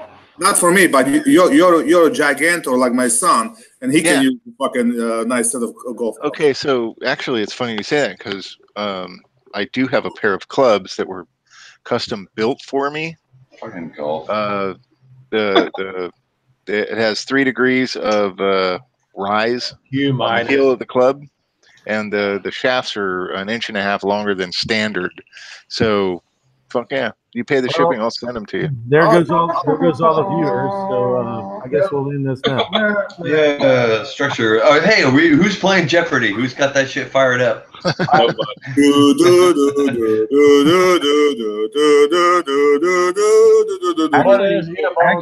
Actually, we are playing Jeopardy. It's going to happen 1 week from now on the Rick channel. Just so Excellent. The epic comeback. Alex Trebek has been on vacation. Hey, Rob. Rob, I got a question for you. For people like me that do not compete, these race guns that y'all are in love with, would someone that does not compete, how big of a difference would we notice from our stock guns that we're shooting to these race guns y'all are in love with? That works better than your money. Well, if you're not a good shot, because you never shot Derp. Hang on, Mossy, who did you ask that question to? I asked you. I'll shut up. I was just curious because I thought maybe you had asked Bold and Curious. Curious yellow. So, you see Mossy, but you didn't get your answer. Okay. Well, if I asked you, Val, you'd have to try and call Max, Michelle, and it'd take forever. Okay, here's my answer. I don't own one. I recommend that you ask Bald and Curious. Okay. Either both dicks. I'm not answering. Here's a thought. Email Max Michelle and ask him what Bald and Curious would say. Come on, man. It don't matter. I just wanted to bust his balls, let him answer the question. He got a bunch of them. I don't have one yet. So, I mean, I could compare it to the TSO, and I will tell you this. It makes you a better shooter, period. I don't care what anybody says. A better gun will make you a better shooter. How much better? I don't know. It just depends on how hard you work it. Now, I'll let him answer it, too. But seriously. What he said. I'd agree with Red October out in the side chat. Oh, Red's out there? All right, cool. Yeah. Hey, Red. Well, Red, I'm not talking about, not like as a carry gun, but just as a range gun, possibly competition later, blah, blah, whatever, not like dependable. No, in the everyday world, you wouldn't even look at a race gun. So his answer is reliability. To some people, race guns are like finicky and crap. I mean, that people always remember what's bad about a gun, and they don't usually focus on what's good. And most, like the TSO, is straight up race gun. It's a off the shelf race gun, and it's 100% reliable. Would you carry it every day? Hell no. It's fucking like 2.5 pounds of friggin' steel. I mean, it's stupid to carry a gun like that. But anyway, so it's two different worlds. Don't even try to confuse them. You know what I mean? Right. On the other side of the coin, from a guy who doesn't compete, but I do have, like a couple TSOs. I used to have a Shadow 2. I have the Aki Shadow, whatever. I don't shoot competitively, but on the other side of the coin, when you do shoot, say, just like a regular old, like a Glock or, an off-the-shelf, like standard old handgun, and then you switch to something that is indeed more tailored to be a competitive firearm, shooting that gun is actually, in my eyes, more enjoyable because it's well tuned, it shoots smoother, you can feel and I guess it's like a translation thing. It's like an equation where you can all the tuning and the hand craftsmanship translate into making it more enjoyable to shoot, as well as it's definitely more accurate. I mean, you take an off-the-shelf Glock, or you know, I don't know, even like an HK VP9 or something like that, which is a damn great gun. But then you pick up a CZ Shadow 2. I shoot my Shadow 2 way better than any other firearm I've ever shot in my life. And just because it's the gun. It's not me, because I can shoot all these other guns consistently badly. But when I pick up that gun, it makes me a better shooter. And it's one reason only. And here it is. It's butter. It's straight fucking butter. Yeah, gun. I agree. Nothing but butter. I agree to pretty much everybody here. But do you have to have one of them to compete? No. No. I'm running the P09 right now because I got kids that keep sucking the life out of me before I get a Shadow or a TSO. I just spent $500 on my daughter's car this week. But I can beat people with my P09 that have race guns. You know, you just got to put the time and effort into your trigger control. I see guys running Glocks stomping people. It's just the time that you put into your. Last year at the farm, since we're on the farm chat, last year at the farm, I used the Canik TP9. That's what I shot at the farm. That's what I competed with at the farm. And that cost me, I paid $250 for that gun. That's what I paid for it. And I shot with that. That's what I try to compete with. Oh shit! I've shot the Shadow too. It's not a bad gun at all. It's not a CZ by any means whatsoever, but it's not a bad gun. Would a Shadow 2 help me out a lot? Yes. Would a TSO help me out a lot? Yes. For the average person just getting into it, just run what you got and just learn your skills and stuff. Sight picture, trigger control, grip, all that basics, and then you can figure out if you want to go to the next level. Well, for the record, the P09's got to be one of the best multi-purpose guns, because that's like if I could only have one gun and I'm not allowed to have anything else, given I'm in a free state, I'll stick with the P09 because you can carry it, you can shoot competition with it. The ergos are good, the trigger's good, and God forbid you actually stick a Cajun Gunworks shit in it. Holy crap! I would probably take that opposed to Shadow 2. I got a full Cajun P09. It's badass, man. I'll give you $300. Listen, I got holster and 5 mags with base plates. $900 to the first. $350. If Rob, if we ever get a chance to shoot together again, I would love to put my hands on that and see what the Cajun. Oh, it's got the Pop Quest custom stipple job too. You'll love it. I love my P09. I carry it. Not here lately. I've actually been carrying my P320, but I do carry the P09. I love that gun. The only better gun than that is the Grand Power. Oh, fuck. Here we go again. Hey, how come you didn't shoot your so that was IDPA match today? Sorry, Scotsman, I mean cut you off, but so you had to shoot that gun? No, I shot my Grand Power. So you don't have a race gun that works with IDPA? Actually my SVI with the right magazine will make the weight. The 49 ounces or 41 ounces or 43, whatever the fuck it is, does makes it. But when I emailed IDPA headquarters, they told me because it has a bull barrel, it's not legal in IDPA. I don't know how, because SIG X5 is being promoted as a bull barrel, and that's legal. So IDPA is fucked up with the rules. Okay, all right. I was just curious. All right, Scotsman. Sorry, brother. No, you're good, brother. I was going to say the only thing that makes a huge difference, and everyone here will probably agree with me, but is trigger time, and I mean dry fire trigger time. Time just in general behind that trigger. Take the time to do what you do. Practice drawing from the holster. Take the time. That's the biggest thing, is take the time. A lot of people don't do it. Draw from the holster, sit in the chair. Just watch TV, sit in the chair, draw from the holster, put it on target. Draw from the holster, put it on target. Most people don't do it.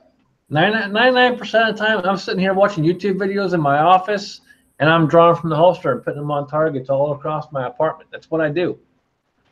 No wonder you make such fucking lame comments. Yeah, screw you. Yeah, you need a girlfriend.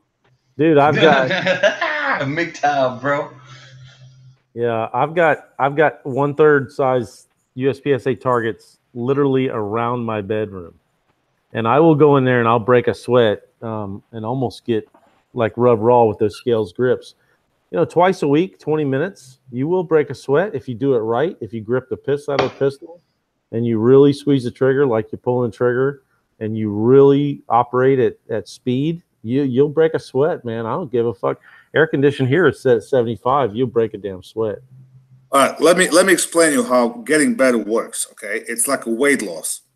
If you are 80-pound overweight motherfucker and you decide to go on a diet, okay, so first 50 pounds are fairly easy. You change your diet or whatever, you know, that you drop it no problem. You know, another 20 pounds, you know, with the hard work and all that, you know, but make yourself from fat fuck to having a six-pack takes a lot of fucking dedication and work and all that. So basically, that's where we are at. We lost the 50 pounds. Now we're working on losing those 20. Yeah. And lose the last 10, you're pretty much a pro fucking shooter. You got to be a grandmaster by then. If you put it in percentages, the first 80% is easy. The last 20% is damn near fucking impossible. Yep. I mean, me and my buddy, when we did that drill with the 2-2-2, you know, the transition, basically the goal was that drill should be just as fast as your build drill. And like hell, year ago, there's no freaking way I would do it for less than 3 seconds. You know, now we're like pushing 2, and you know, it's gonna take probably another 6 months, whatever, and we probably get it under 2 seconds. You know, key is getting it under 2 seconds, clean and consistently. You know, that's consistency is a key. You know, you might be a good shooter, but only on a good day, and you know, but the great shooters, they good all the time. All right, I want to ask you a question. And that's the biggest thing is every day you have to practice every single day. It's not you can't do it. I'm going to do it this week. I'm going to do it this next week. I don't do it every day. I'm too freaking lazy. It's a constant thing. You have to stick with it all the time. I mean, shit, I spend 30 minutes a day just dropping the holster every day, 30 minutes. Yeah, but you really suck, so you really need it. Yeah. He's still working on that 8%. Cut him some slack. Anyway. Okay. All right. Val, this is for you. Okay, so you think you could shoot 24 shots, 12 targets, 2 mag changes, 10 seconds? Oh, yeah. I mean, think about it. 24 shots. 24 shots. That's 12 targets, two shots each, and 2 mag changes, 10 seconds. Yeah, you can do it. You can do it. You're not moving. I mean, generally, when I plan on the stage, it's like a half a second a shot is the most, but that's moving and whatnot. So you gotta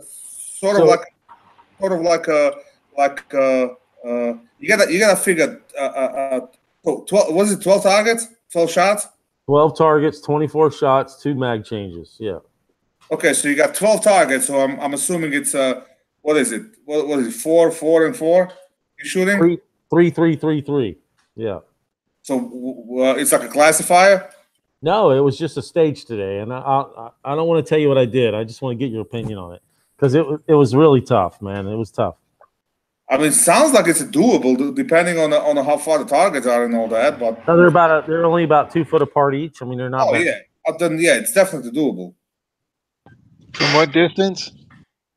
About 10 yards, probably at the most. No, not even 10. Maybe 7 yards. No, yeah, probably 10 yards. It wasn't 7, but 10. Yeah. Yeah, when they are 2 foot apart, it's nothing because we have them a yard apart. So 2 foot apart, you kind of just hosing the whole thing down. Well, it was 2 foot. Reload's nothing. Reload's, well, it was 2 foot apart each, and then the next array was the mag change was, and then the next array. So you had the space to make the mag change, which actually worked out. So yeah, so you do a mag change while you transition. So your 2 mag changes are 2 seconds at the most. Most likely like second and a half. So that leaves you about 8.5 seconds to fire 24 shots. So if you do the splits, usually splits are about 17.17. You add the math, it's doable. Well, it was a part-time stage, so the buzzer goes off, and then the buzzer goes off in 5 seconds, and you're allowed to be 0.31 over, but nothing. My first string, I was 0.19 over. I don't want to tell you how many I got, but I'll put the video up. It was pretty cool stage. I should have. I'll let y'all know now here on this chat. I probably should have been disqualified on this stage, but I wasn't. So I'll let you watch the video. It's pretty interesting. It was a fun stage. I wasn't DQ'd. What you broke 180? No. You'll see. It's fucking ridiculous, man. It's nothing but gunfire going off. That's fucking shit. It's just totally uncontrollable. But anyway, it was the fastest I ever shot in my life. But I just fire hosing. Anyway, my finger was in the trigger a little too much. I'll leave it at that. But anyway, it was an interesting stage because most guys were shooting 3 targets and 3 targets. That's it. They weren't even trying to shoot all 12. And I stepped up there and I'm like, fuck it. I'm shooting every one of these son of a bitches. So what you're saying is you finger banged it. I fucked that stage up big time, but I got my points, so whatever. It'll be fun. It'll be a fun stage to watch.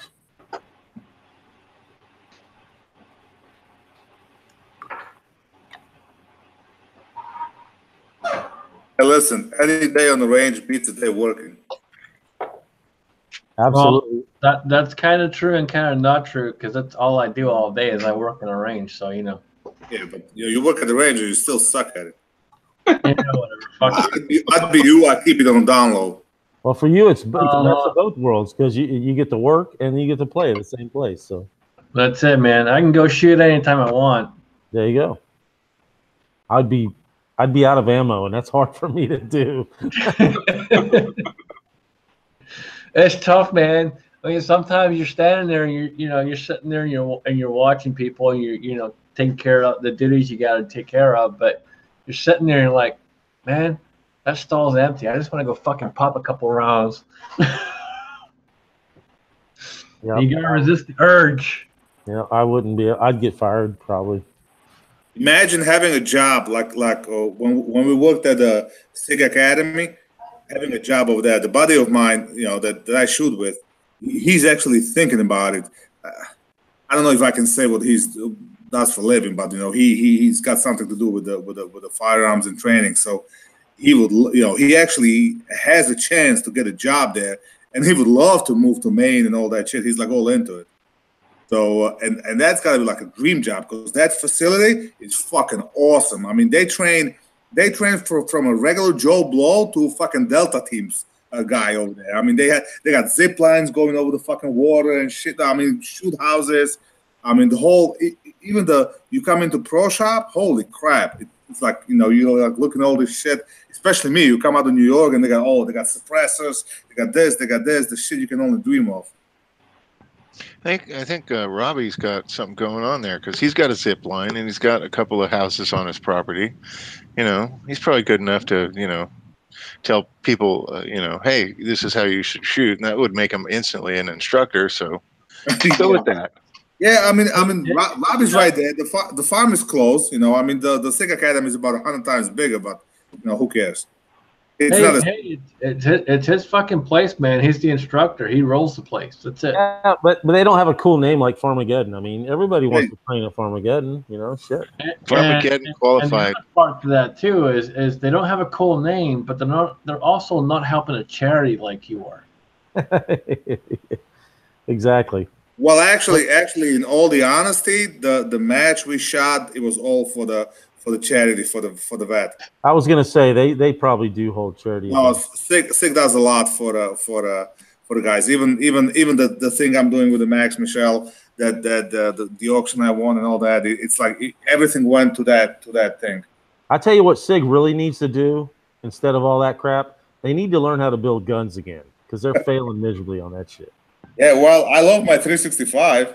I know you do. Every other video is about that damn gun. Trust me. I know. I got another one coming. They haven't done anything new, literally, in 30 years. What are you talking about? The 365 was freaking new. It was it's a new gun, but it's like a miniature version of a P229. It's not new. They need new. Hold on. How many issues has that gun had since its release? I'm not talking about issues. I'm just back already. Yeah, they just need something new. Yeah, but listen, even with all the fucking issues, you can't keep them in stock. Nobody has the fucking thing in stock. Nobody. You can't find it. Well, that's not my fault. Because everyone's sending it back to fucking SIG. No, people just fucking buy them up. You know, the thing is, the bad reputation is like you're doing a job and you don't click with the freaking customer, and for whatever reason the job goes bad, he's gonna go out of his way to fuck you, to tell every one of his fucking friends, Facebook friends, and even the friends he doesn't even know, to tell them how fucked up you are, even though you went above and beyond Call of Duty to keep him happy. But you got 1,000 people, you did fucking everything right and they're happy, and none of them go and fucking write you a review unless you ask them. And if you ask them, out of 100, 10 of them actually take time and do it. So that's the same story with the fucking 365. It just there's a million people like me that got no fucking issues with the gun. You just don't hear them. But you got a handful of fucking bigger channels, you know, like Mac, and he goes bashes the fucking gun left and right. Well, most of the people that own that gun never shoot it, and there you go. So there's your 90% of the people buy it, put 10 rounds to it, and carry it. They're never going to give an honest review because, oh, I put 10 rounds to it. But anyway, I sold my only SIG I own. I don't give a shit about SIG no more. They're like Glock to me, whatever. They just make good, they make decent overpriced pistols that are decent, you know, whatever. Mossy Nut is in bed with SIG. He loves that shit. I'm in the same boat as Mossy. I mean, I have a whole huge pile of SIG, but it's like, it's not like pretty much every other gun manufacturer on the planet where they've gone the gamut, so to speak. They've evolved, you know, HK, Steyr, you name it. Any gun manufacturer, Ruger, Smith & Wesson, they've all evolved. But SIG is like the only striker fire fucking gun they have is that 365. And the 320, which is like a miniature, or the other way around. But it's like evolve, do something new, you know, stick with the program. Yeah, that's why I look at them like Glock. I mean, they just do one thing and they try to make their living off that. But they do it well, but it's like fuck, everybody's got. It's like buying a VHS. When you had a VHS, you didn't keep buying VHS players. Well, eventually you got a DVD player, right? Well, I think I've only shot 2 SIGs, and that's my P320, and I've got a 290 RS. And I like everything about the 290 RS except for the trigger. That trigger is terrible. But I still like the gun, and I'll probably never get rid of it just because I got a holster from Mel for it. But I don't know. I enjoy shooting them. Thanks to Code costing me more money. I know. I remember back when you were on board buying them guns. I'm like, man, he's on SIG's. He's on SIG's jock strapping shit. He loves that shit. Yeah, I was taking it down to here. He's all in there nuts and stuff. On that one, dude, I'd say you need to polish that thing up, man. I've had a few friends that have the 290, and they had to polish that up. Once they polished it up, it was good to go, and that trigger was way smoother. Well, it's not so much that it's not smooth; it's just long as hell. It takes forever for that thing to break. And maybe I'm not familiar with SIG guns enough to talk about them. So Yeah, their SRT trigger is. y'all talk amongst yourselves. I'll be back in a minute. The SRT trigger from SIG is actually pretty damn decent. It's almost as nice as like most CZs, but it's like an added bonus, and you have to pay for it, which is stupid. I don't know why they just don't like make that their trigger.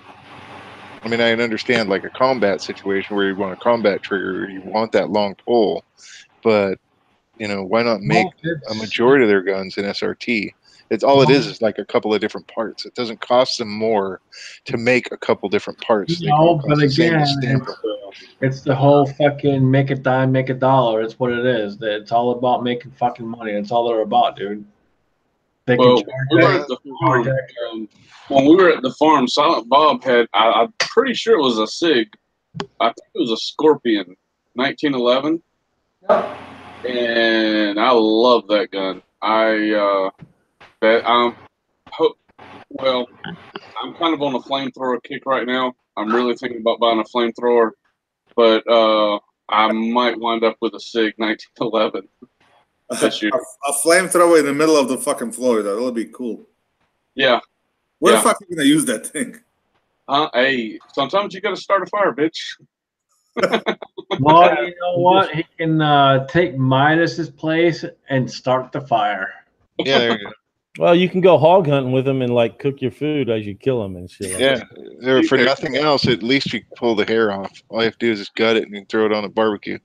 See, I hadn't even thought of that. Thank you. There's another check to the pro side on that one.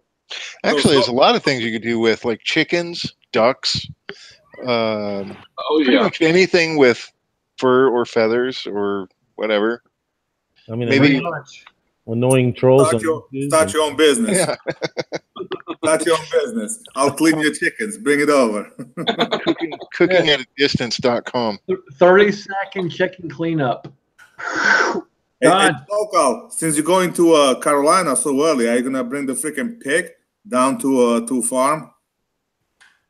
Well, am I bringing a pig down to the farm? Yeah, you said you're gonna go shoot the pig. I'm gonna throw it in my suitcase. Yeah. No, I don't know that I'll be. I'm going early to hang out with some friends, and before I head down to the farm, we're all gonna kind of come down together. But I don't think there's going to be any pigs wandering around the street. If there is, we might bring one to the farm, but I don't think it's going to happen. So don't hold your breath. And Robbie's kind of like cooking challenge down there. And actually, everybody keeps talking about the farm, and it's funny because it's like we all have this grasp on it. We all want to be there, but there is no farm like even planned at this point. So we're all reaching and grasping for straws that haven't even shown themselves. I'm not saying that. I'm saying you mentioned that if there's going to be a farm once, then maybe we'll do a hunting trip as well. So that would be fun. I would enjoy the hell out of that. You know, I might go to freaking Texas and shoot the pigs out of the helicopter. I mean, so if you do that, let's all do that. Let's all like sign up for that trip. Yeah, I would go. I mean, I might be scared shitless, you know, because I'm not a big fan of heights, especially hanging off the fucking helicopter. But you know what? What the fuck? I don't mind helicopters. I want to bring the Barrett. Hang out the helicopter with that bitch strapped on you. Boom, boom, boom. Wow, you scared a bunch of them, but you hit nothing. Yeah, it only cost me $50 too, you know. Oh, come on, it's only better. One mag. It's better. You don't have to hit them. You just have to like even close shot will freaking kill them. You just graze them with that bitch and they're dead. I've always wanted to go to Texas and hunt them javelina. Way too freaking small. Yeah, but that's just some cool ass little critters. I'd still love to go. When you get any bacon off them? There's not, the javelina are not small. At least the ones that you know. I have a timeshare in Sedona, Arizona, and we were just out there, and I took a friend of mine. This is hilarious. or at least was at the time anyway. He's never even heard of or even seen a javelina. And as they arrived, we went out to dinner that night, and I'm like, you're probably going to see these fucking weird-looking, pig-looking things. It looks like a cross between like a pig and a guinea pig and a rat. And it's called a javelina. They're fairly docile animals. They don't want nothing to do with you, but they get fucking big, and if you fuck with their babies, they will fucking attack you. And he's like, fucking, you're crazy, dude. There's no fucking boar out here. I'm like, I'm just not a wild boar. Don't get me wrong. This thing's a mutant fucking turtle looking thing. And sure as shit, like the third night we were there, he was waiting for me to do something, or we were getting together after dinner to just hang out and have some drinks and shit. And I hear this screaming and then a door slam. I didn't really make, because there's kids all over the place. I'm just like, this is probably some fucking kid, whatever. And he sends me a text message. He's like, dude, there's these big fucking things out in the fucking parking lot. What the fuck, dude? I ran inside. I think I broke my toe. I kicked the fucking stair rail so hard. Trying to get up the stairs, hauling ass. And yeah, he found a javelina, and it was fucking freaked his ass out. New Texan just put out there, Nilgai is the hunt to be on. Those are some beautiful animals. If I remember right, they got the little beard down here or some shit. They're pretty cool. I'm in for anything like that, but I'm all for boar, dude. Actually, on Catalina Island, I don't know if you guys know about that. There's a big ass, well, it's not big, but it's like 30-mile long island out off the coast of California, right southern down here. And that's where all those people go, right? They'll let you shoot buffalo and have wild boar out there, but I've yet to go. But I would eventually. But they make you do it with a bolt action 22, right? No, actually, 357 snub nose. Yeah. Oh, you gotta come down here. There's places down here you can hunt with a spear. Don't knock the 357. No, I'm not knocking it. It's just challenging with a 2-inch barrel at 100 yards. Hey, down here, SoCal, you can do it with a spear. Let's plan like a hunting trip. We'll go down to Texas, kill some pigs or nigglies or whatever the hell. Yeah, that's what I'm saying. I'm kind of buddies with that guy, Special Ed 309. Yeah, but do it in the winter when I'm slow. Well, I mean, whatever. I don't know if pigs are 365 all year round in Texas. I'm pretty sure the pigs are 365 in every goddamn state. Because even in New York, the pigs that's not like they migrate, but I don't know if they like hibernate or something. No, I know they don't hibernate, but yeah, fuck yeah, sign me up, man. We should all plan to do that. That would be fucking awesome. I'm sure Texas is just like Florida because there's such a nuisance and so many of them on private property or at any of the hunting ranches. 365, there's no size or bag limit. Most people just kill them and leave them. I mean, they don't even fucking pick them up. Yeah, we always pick them up. We don't leave them alive. Yeah, but we got a kick-ass cook like SoCal. He'll fucking make shit out of it. I will make shit out of it. I'll even make it good. It won't be shit. You make some good shit. Yep, he always makes good shit. I make the best shit known to man. November to April. I say right after fucking New Year, like January. Let's go. I will turn shit into some good ass crap. That's it. It'll be the best shit you ever ate. I mean, I've seen him make chicken salad out of chicken shit. No shit.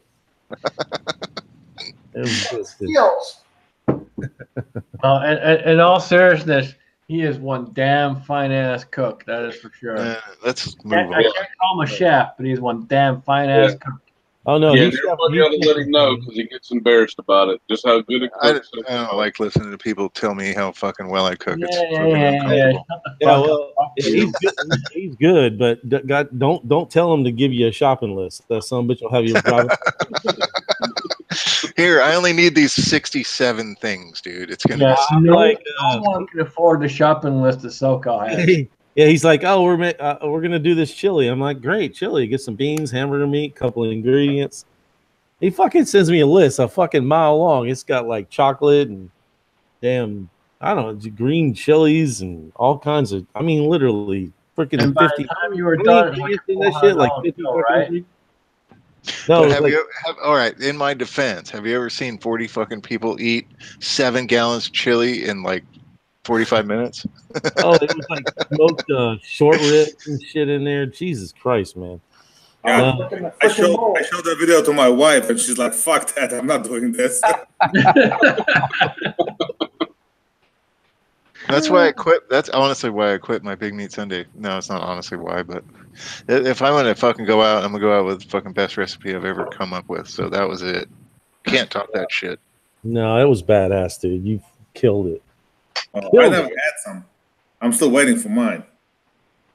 You had some. No, he wasn't there. He wasn't there at that time. Oh, hey, next time you make it, you gotta ship me some. No, I'm actually if and when we ever have a Farmageddon again, chili's on the books, and actually, John Live for Wild is going to bring like right around 10 pounds, I guess he said, of deer meat, and we're still going to do we're going to smoke the deer and the short rib, and we're going to do it together, and it's going to be meat pudding, dude. Everybody's going to fucking dig in and love it. And if Rick brings a bag of Fritos and starts dipping that shit, I'm going to break his little fucking scrawny neck. I'll break his fucking neck too, motherfucker. Damn. Meat with a side of meat, my favorite meal. Meat and meat. That's the only way you got to do. That's it. Fucking Fritos. No, fuck that shit. I'll fucking break his neck. Fucking little piece of shit fireman. I don't remember if it was Rick or Blue. It was either one of them. One or the other was like, this needs Fritos. I wanted to kick him in the balls. I was like, hey, fireman, cop, same thing, whatever. I guarantee it was fucking Rick. He's a California boy, you know. That's how they do shit out there. Well, yeah, I'll give you that, because I know lots of California boys, and they're just like that. They're panties. He's a California fireman. That's even worse. Bunch of panties. Oh, we have wow, it went from like 30 people to 13. Who ran all these people off? We are running up at our just about our 2-hour mark. Yeah. Are we going to keep it in check with the? I just want to. I'll listen to the side chat. Do you want us to shut this shit off, or do you want us to stay on here? If you leave a comment to stay, we'll stay, and I'll ask every 5 minutes until somebody says not to. Well, Gil wants us to kill a pig with a knife. They're going to keep us on here until like fucking 3 in the morning. Is what's going to happen. As long as I can cage it first, and then I'll kill it with a knife. No problem. We got to fillet it. I'm going to bed. I got the competition tomorrow. Screw you, dude. What are you talking about? You rock when you're fucking still drunk at the contest. Have another drink. Yeah, but I got to make sure you can drive. Yeah, don't worry about it. Just eat a bunch. Where's your buddy? Eat a bunch of fucking garlic and French fries before you get in the car. To the one person out there that said structure, fuck structure. Structure. Scott, we don't do Scott F, man. Come on, you should know better than that. Oh, well, we got better than that. You're fucking California, asshole. We got several stays, so I guess we're gonna stay on. So Scott, he wants to kill. He wants us to kill the freaking pig with a knife. Apparently, he watched Rambo First Blood recently. Yeah, we do that shit down here in Florida all the time. That shit with fucking those big ass teeth and the fucking sharp ass fucking hooves. I'm not getting nowhere near those fuckers. No, you got to jump out of a tree. Rich 1911 just came on. Stay marathon. See, I told you. All right, let's do this. I got a buddy who goes hunting all over the world. And last year he went to Argentina and he was showing the pictures where he freaking killed the wild boar with a spear. I'm like, you gotta be really freaking looking for adrenaline rush to kill the goddamn wild boar with a spear. I'm like, holy shit. Hey, Hey, I don't think know. you try to do it with a taser, like sneak up behind it and tase that bitch. Hey, I don't know if any of you guys are sub to Tim Wells on YouTube. Hell of a hunter. I've watched him for years. The other day, he had a video out where he killed a black bear with a blowgun, and he was on the ground at 4 yards. Oh, Yeah, Fuck that with a capital F. I got no desire. No.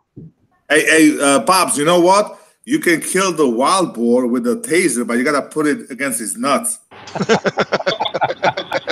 yeah.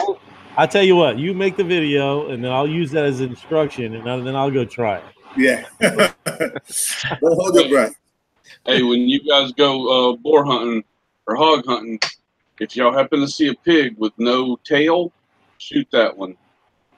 Because Why? somebody already castrated it, and he ain't got no nuts, so he don't have no testosterone. No tail. Yeah.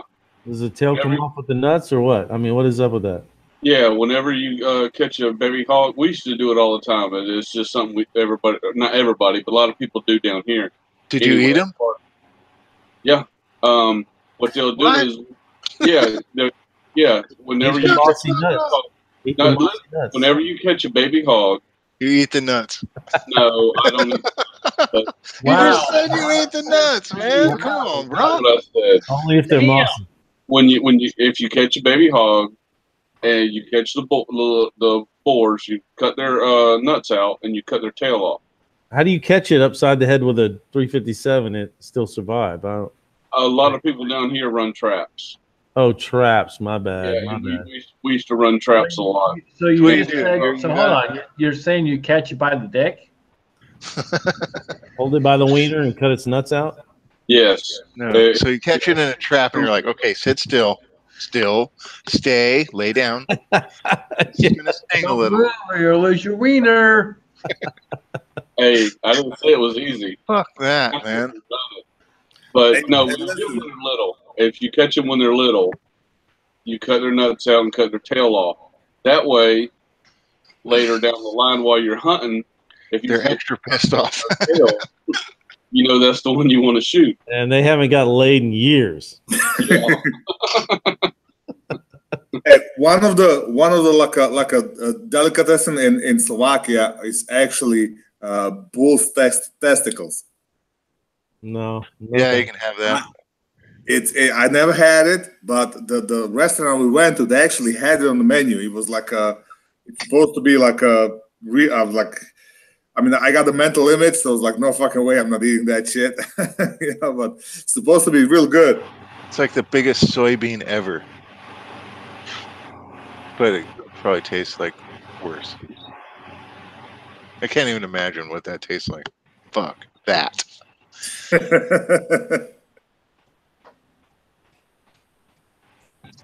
I just had this vision of like, okay, so you have this big fucking kidney shaped thing, and like the old school, like probably every single one of our moms had one of these, one of those little fucking things with the wires in it, and you set a hard boiled egg in it, and you just gunk, and then fucking sliced it perfectly. Is that how they serve it, I wonder? I have no idea. I don't give a shit how they serve it. I don't want it. Oh man, can you imagine that? Fuck. Next time I go back, I'll try it. I'll let you know. Whatever. I don't give a shit what it tastes. You put your review on YouTube. I won't watch that. Have any of you guys ever eaten tongue? There's like I will try anything once, but I have like my limitations. Like tongue, tripe, and balls are not in the party. Yeah, not on purpose. No, tripe is delicious. My grandmother used to cook tripe, and it was delicious. Isn't it the asshole intestines? Tripe? No, it's a stomach lining. Yeah. Same shit. Whatever. Yeah. It was delicious. I don't Man, that want was good cook.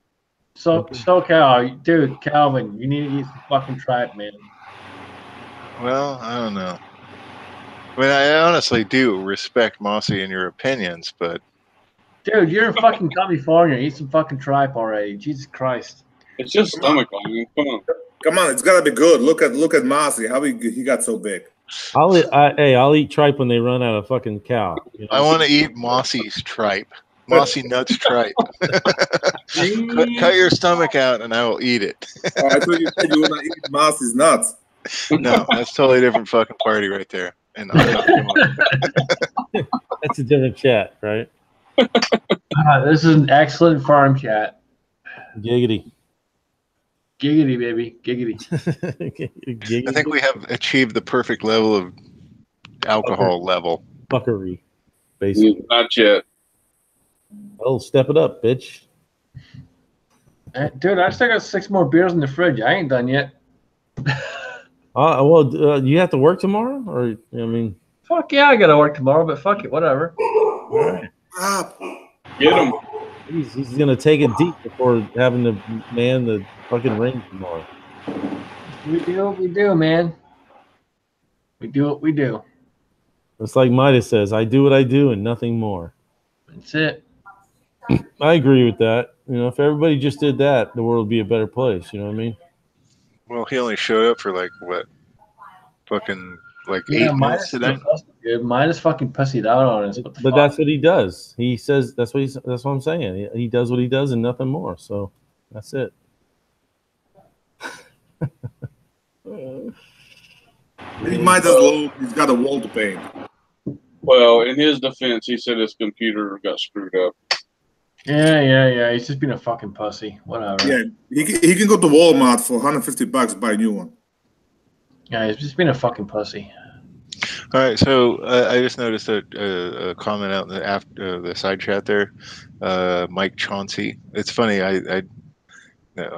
Never mind. I'm not even going to go there. But he's talking about they slice them. I'm not sure exactly what he is talking about them, but into potato chip shapes and then deep fry them. Are you talking about bull testicles? So it's like shaved nuts. Yeah, balls. Yeah, balls. Shaved nuts. Eat my fried shaved nuts. I'm pretty sure that's what he's talking about. Yep. Yeah. He also says I don't see any reason to eat organ meat. Now I've heard that deer heart is delicious, and I've never tried it. Deer what? Tried it. It's all right. It's more livery tasting. It's tasting, and it's pretty. You got to cook it pretty. It's a tough muscle. It's got a lot of alkaline in it, I'm sure, just because of the whole purpose of the organ. Well, John, how is the deer liver? Because I mean, as far as beef liver, I can't stand beef liver. Chicken and rabbit liver, I love. You don't like beef liver? I don't like liver at all. Well, I'm like I say, I'm not a fan of beef liver, but I was curious about deer liver because chicken and rabbit liver is delicious. Goose liver is delicious. I don't like beef liver. I feed that crap to the coyotes. Goose liver and duck liver is shit. Deliciousness. One of my favorite fucking things on the planet is a big, huge hunk, like maybe a ½ inch thick of some super fatty goose liver. Sear it in a pan, and then throw it on top of your favorite steak, and you eat just cut it. A bite of liver, a bite of steak. Fuck, dude. Yeah, exactly.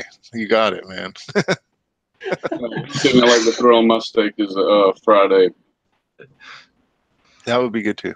But my favorite thing is to put a fork and a freaking knife in it. I mean, that's pretty much. I'm sorry, man. I had to jump in because it seemed like you were struggling to get the words out there. I was, because I'm like fucking having like a little microgasm here. It's fucking good, dude. It's just, you take this, you put this, oh, baby, right? Mm-hmm. Fuck. Oh, yeah, right there. Yep. All right, Bald and Curious. He's laid down the gauntlet. That's his last drink. And then he's gonna go kick ass tomorrow and freaking own that match. Tomorrow's going to be a little tougher because there's going to be good guys there too. Great. Kick their ass too. Fuck them. I'll try. I'm gonna push all my energy to you in the morning. I'm gonna be like energy. Be good. Be good at it. That's right. Be good at it first. Fuck being good. Just be good at it. Hope you do well, brother. Bald, while you were gone out of the country, my boss gave me this. This is some pretty good shit, dude. I like it. That's what this is. That's some good shit. Yep. Yeah, that's absolutely good stuff. No joke. First time I ever had it. Beats the freaking JD. A little more expensive too.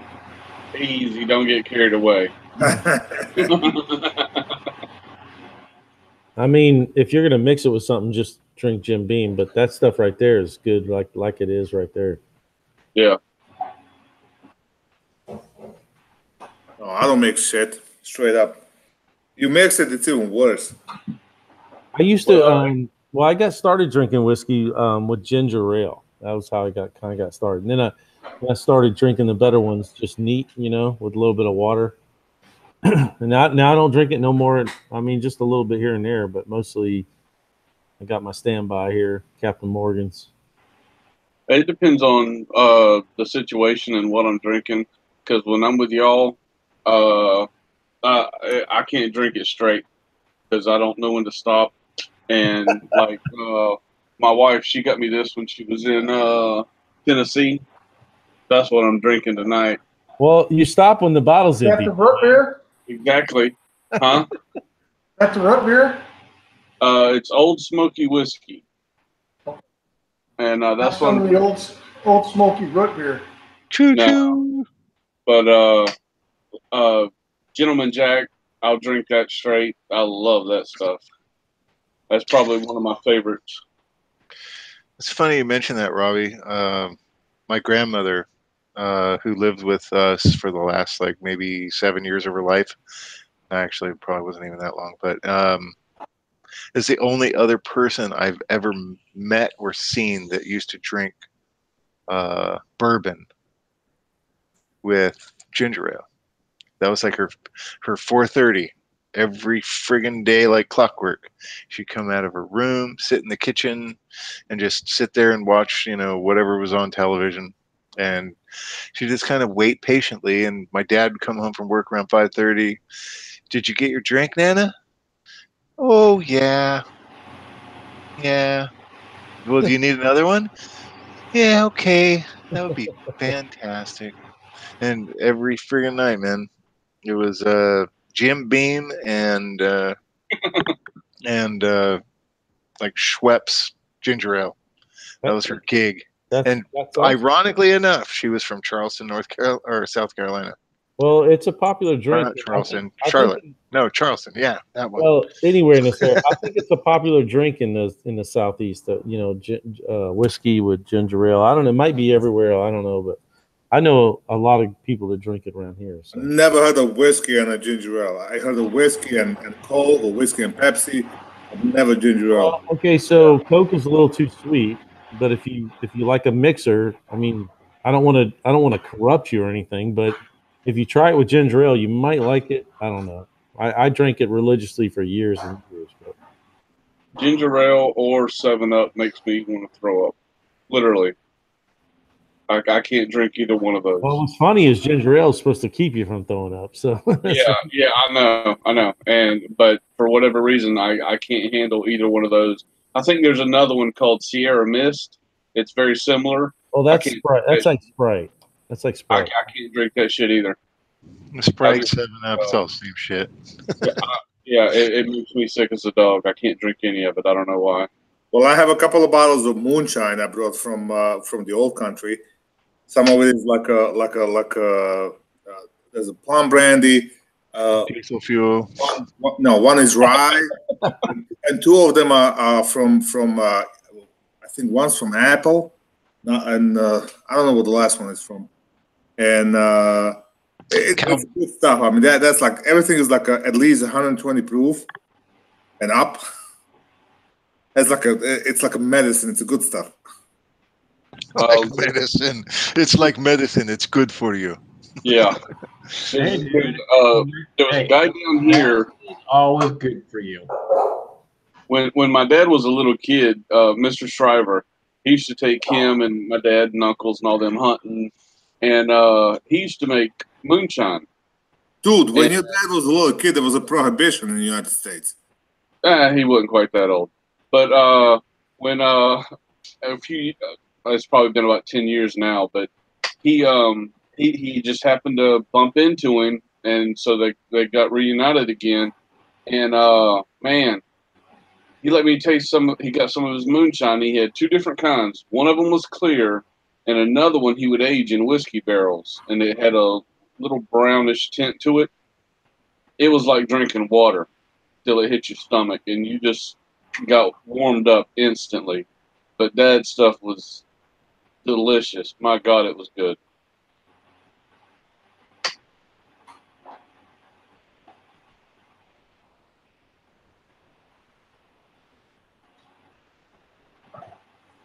And I guess we're done now.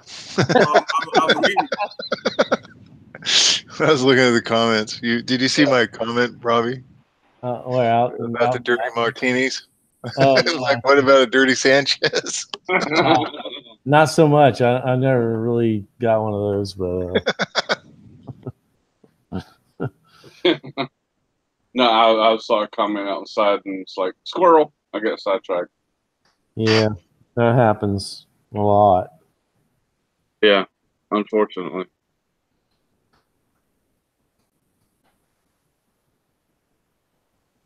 But I guess we got some whiskey drinkers out in the side chat.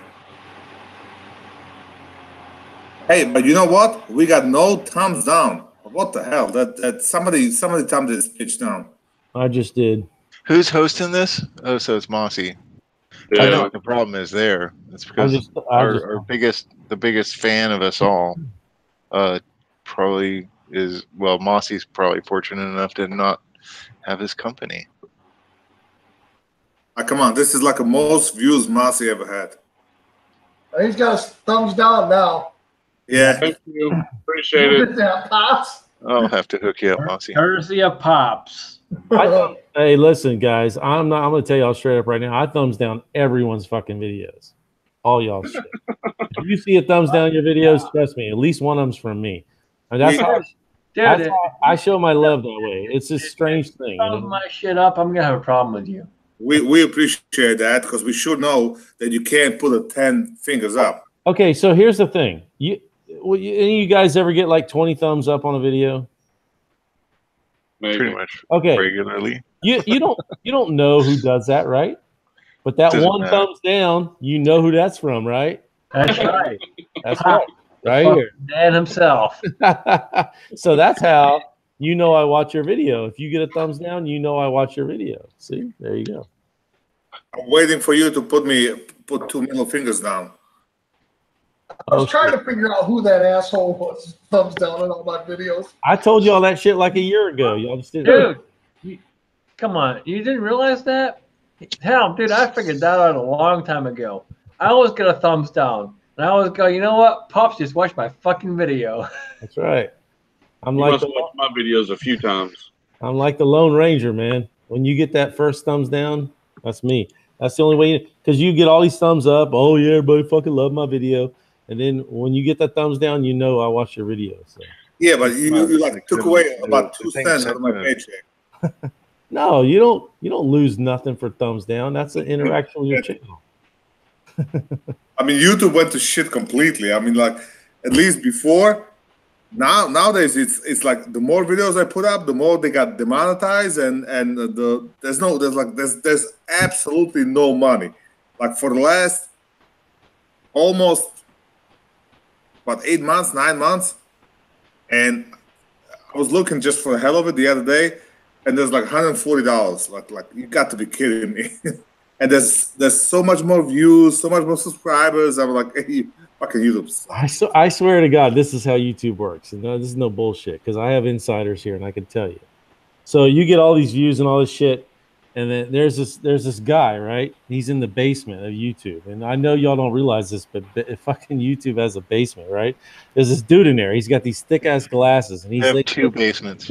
yeah, that he's on the bottom one. So he's looking at the screen, right? And he's like, "Oh, Bob, I'm curious. I'm gonna give him like $42 just to string him along." And then he goes to the next place, like, Mossy Nut, fuck that guy. I ain't giving him shit. And then he goes to the next, like, oh, Calvin, oh, this fucker puts out some shit. I would give him like $500. Keep that son bitch around. Yeah. There's no method to their fucking madness, man. It's just like a stupid money, man. It's dumb. It's retarded. I mean, if not for the chats and like actual friendship, I would give up a fucking YouTube long time ago. It's just all this shit and actual interaction. Yeah. That's the only reason I'm doing this. Like the money's like fucking like it's nothing. Like my wife's all mad because like when I auction my gun for what's his name? Thanks, Michelle. Yeah. Thanks, Michelle. So she's like all mad. I'm like what? I'm like, well, you know, I did make money, so like she doesn't get it, you know. Yeah. Like, you're doing all this shit and you're spending money. I was like, well, you know, you're doing all your shit and you're spending money. Like, what the fuck?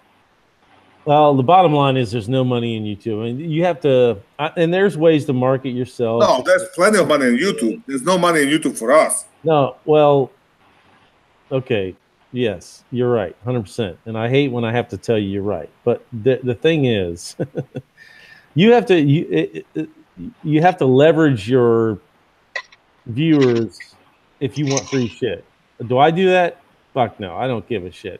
But you could go, there's tons of people out there go, send me a free knife. I have 1,000 subscribers. Send me a free knife. Yep, here you go. Here's a free fucking knife. Send me a free flashlight. I got 1,000 subscribers. Free flashlight.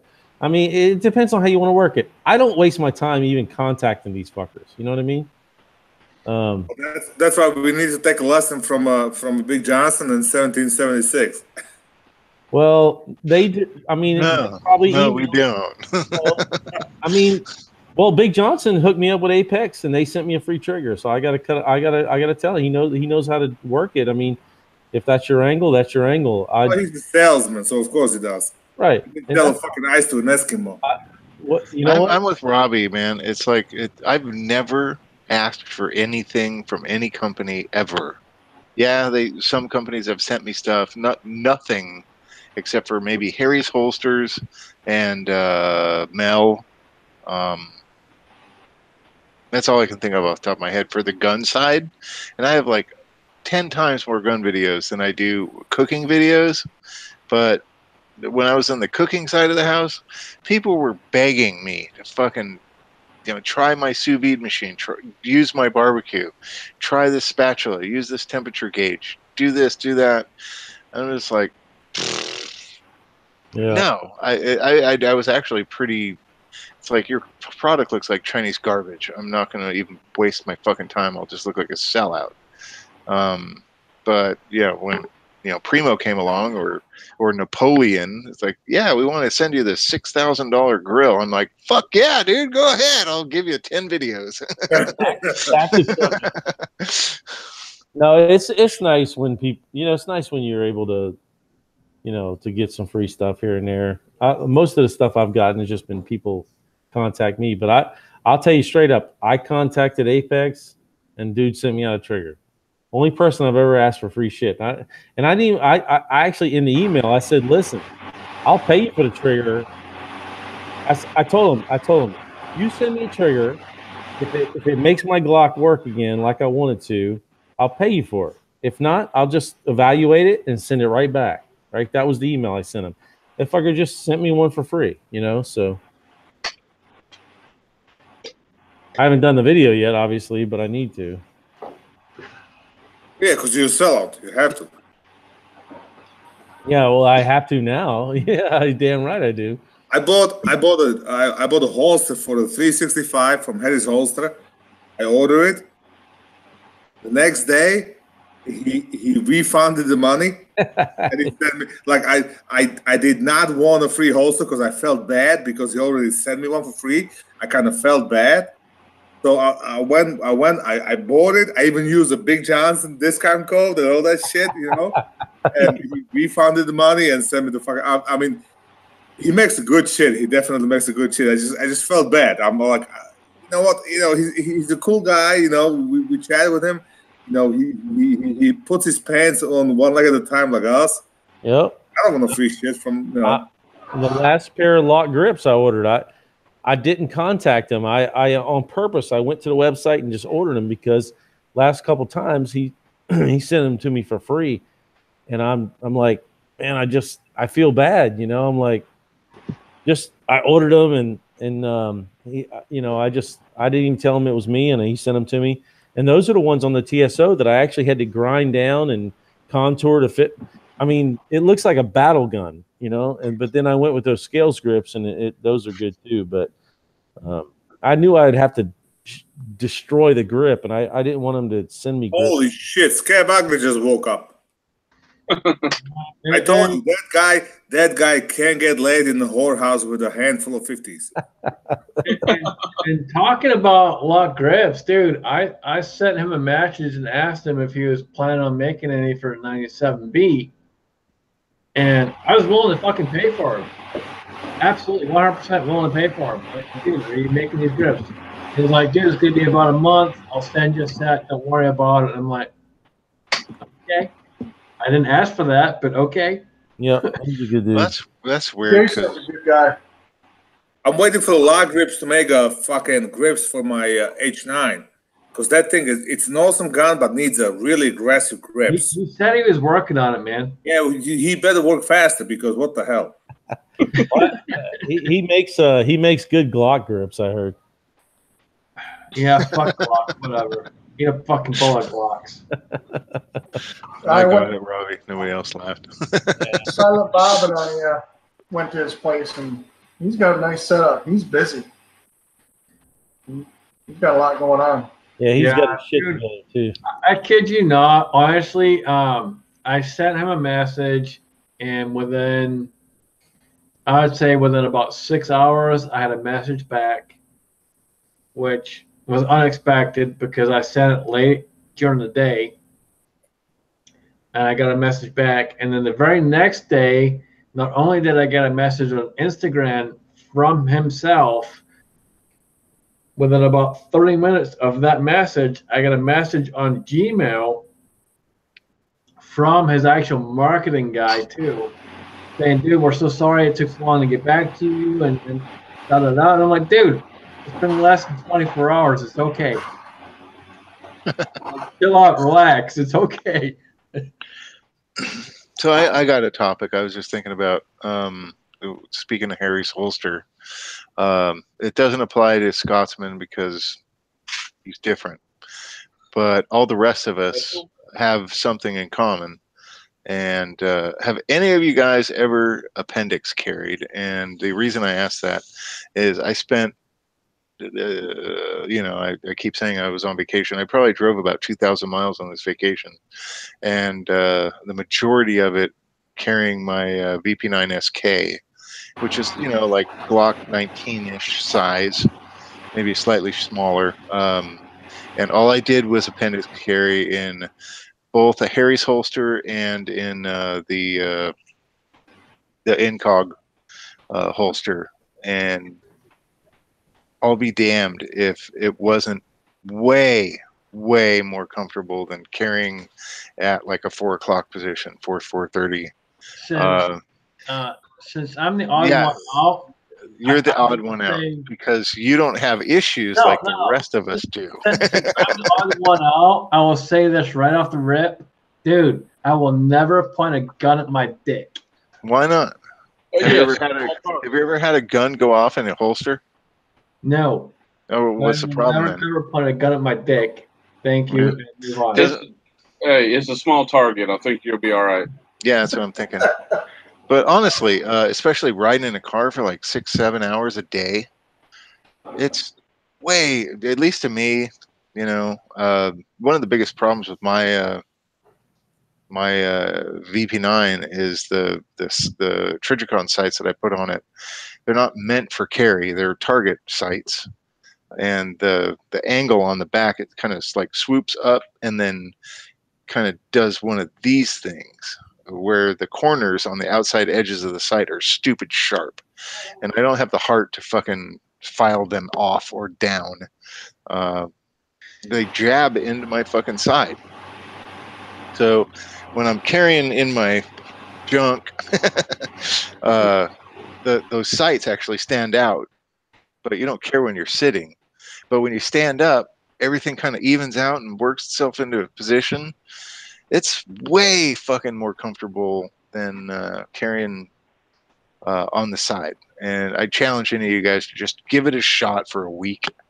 I challenge your challenge because I did the whole fucking video on the same exact thing, and I personally can't. It's all about the figure and the way you build. Me, even not forget the HK, because that's like a P10C.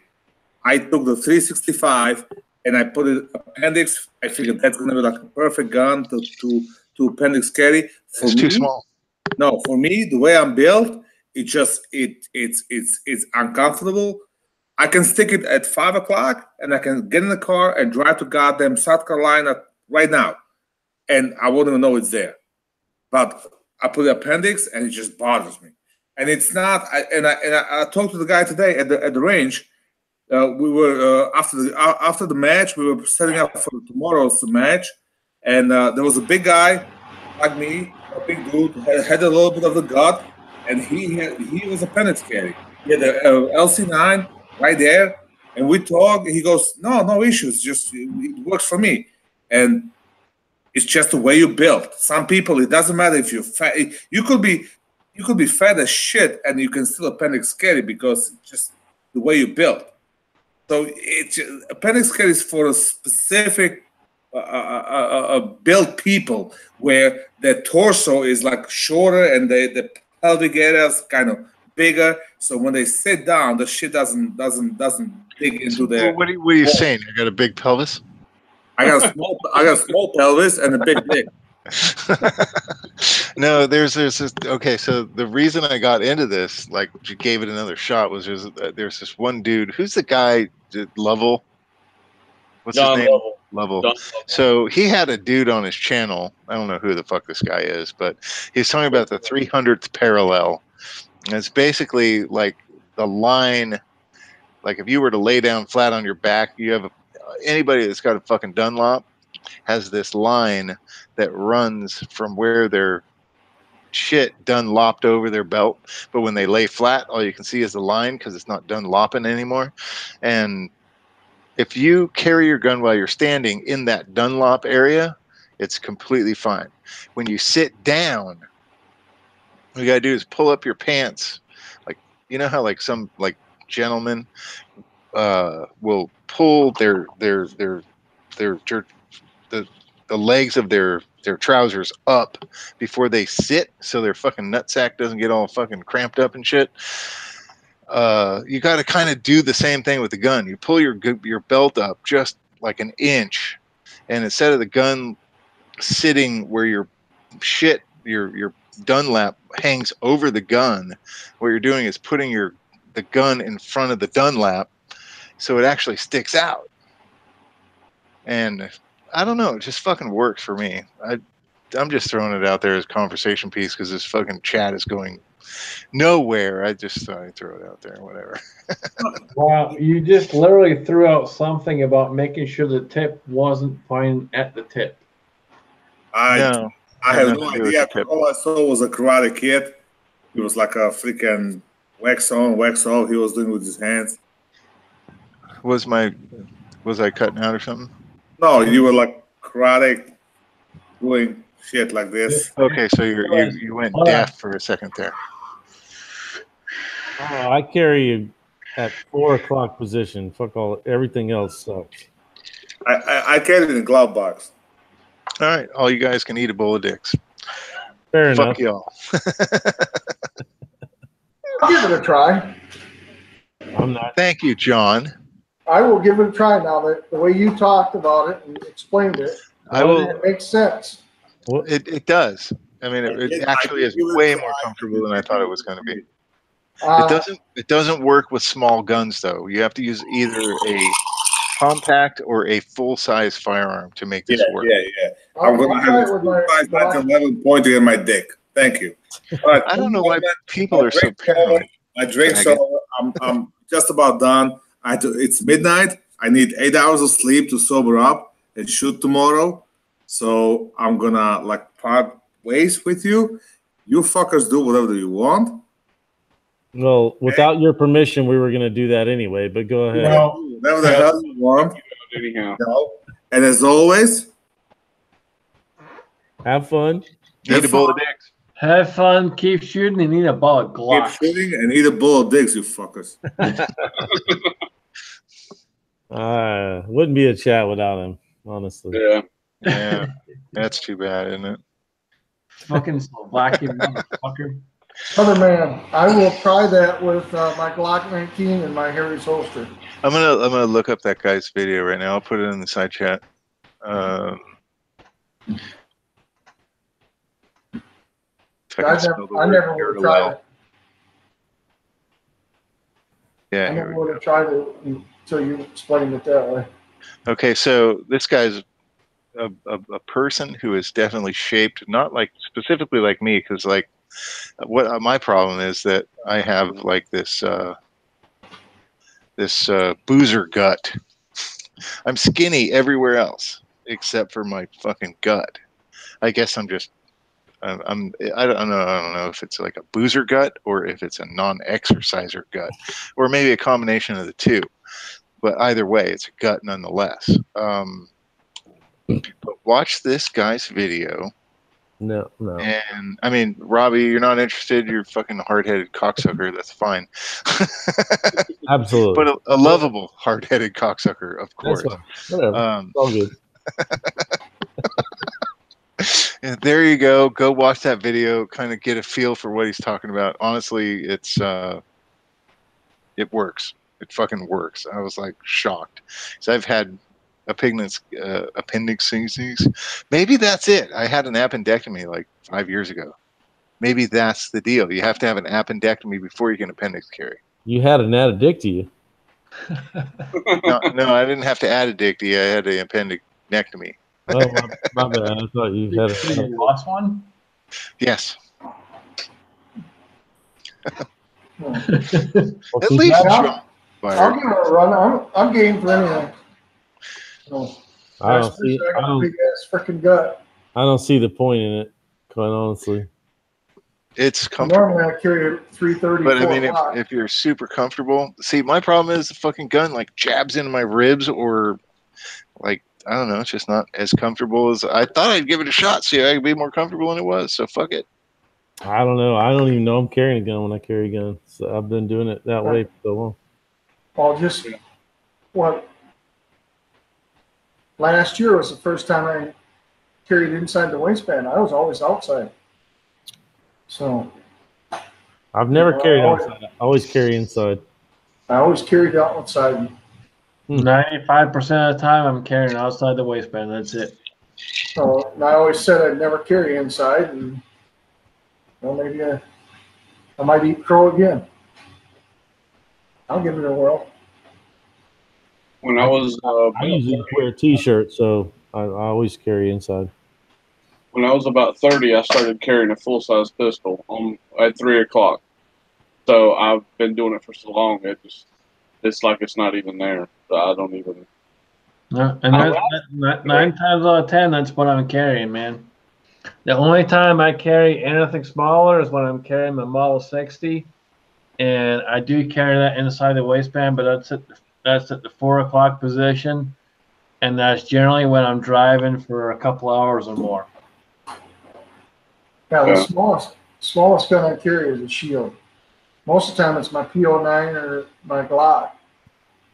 When right after the 1911 anymore. Right after Kel-Tec first came out with the P32, I got one, and that son of a bitch rode in my front pocket for years, and that's all I carried. And then when I got to be about 30, I'm like, let me get something a little bigger, and I moved to a full-size gun, and that's where I've been at. I need to get my liver medicine. I'll be right back. Hell yeah.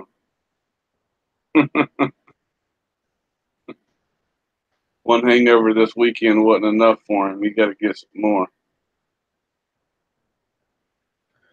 Why not?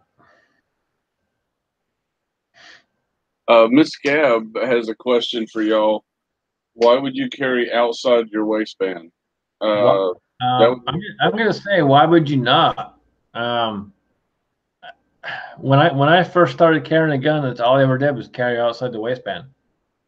And depending on what type of holster you have it in, you can conceal it very easily.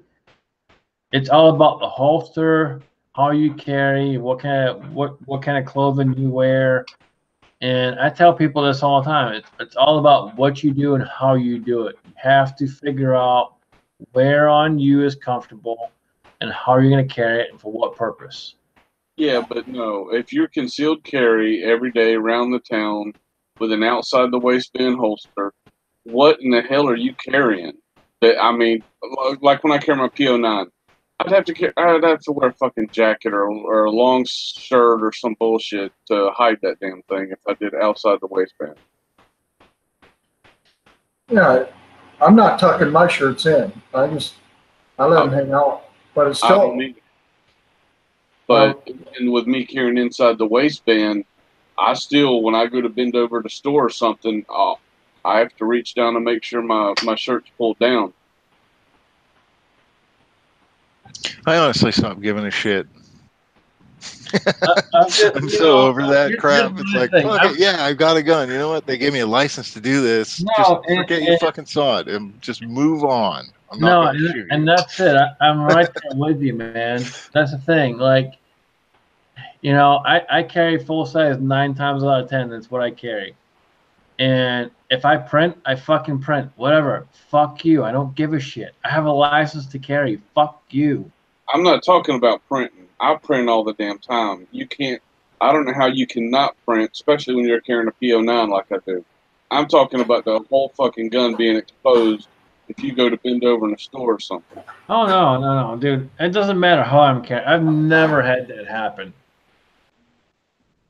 I have. See, that's kind of what I'm saying about, you know, again, I'm going to say the word appendix carry. It's almost impossible to expose your shit. Your gun, that is. No, let me rephrase that again. Your firearm. No, let me rephrase that. Your handgun. No. Well, you guys know what I'm talking about. But again, that comes down to the holster and where you put it at and how you carry it. Future farmer.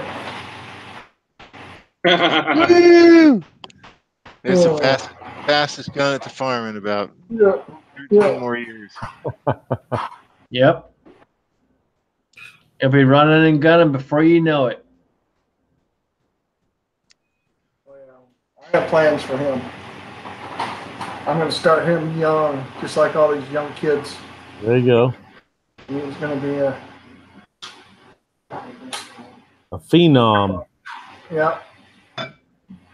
Grandpa will run. Grandpa will be the slow guy, but he'll be running and gunning.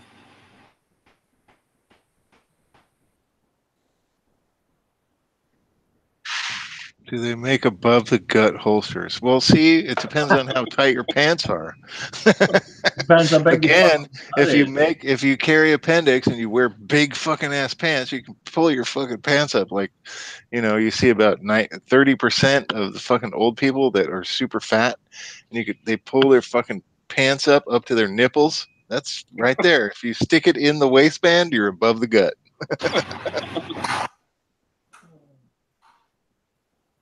Absolutely. Yeah, man, we're still rolling. Get your ass in here. Is he stalking? Is he creeping? It's probably a fucking fake, man. I got one of them chest rigs I really like for during hunting season and stuff. I use. It works pretty good. Is it a shoulder holster, or is it more of one of the cross draws? Cross draw front chest rig. Yeah. That's why I carry that judge or that governor in. Yeah, I really like like that that. a lot more than like a regular under the arm shoulder holster. And in the winter, when I'm wearing a coat around, I always wear that. Yeah. I like watching that what's that, Alaska Last Frontier, and they carry something like that on there. That's the same holster, same company. You talking about the Alaskan bush people? The old lady, the older chick, got that big old fucking hand cannon. Like she carries it that way too. Oh, I don't know about the bush people. The youngins ran me off from that show. I couldn't watch it. But The Last Frontier. Yeah, I watch that too. Yeah, I like watching that one. That holster's made in Anchorage. It's not cheap. It's about $250. Damn. God, for a holster? What the hell? Does it come with a fucking gun? Just about. That's fucked up, man. And it's a wait. You gotta wait 6 weeks for that.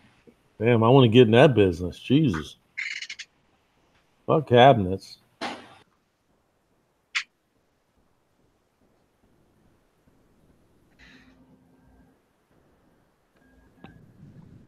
Structure. Oh, Midas, man. Apparently his computers aren't fast enough to get on this chat, apparently, so. He's just being a bitch. That's what he does. Well, now we can talk about him, and he can't defend himself, which is cool. Right, little fucking bitch.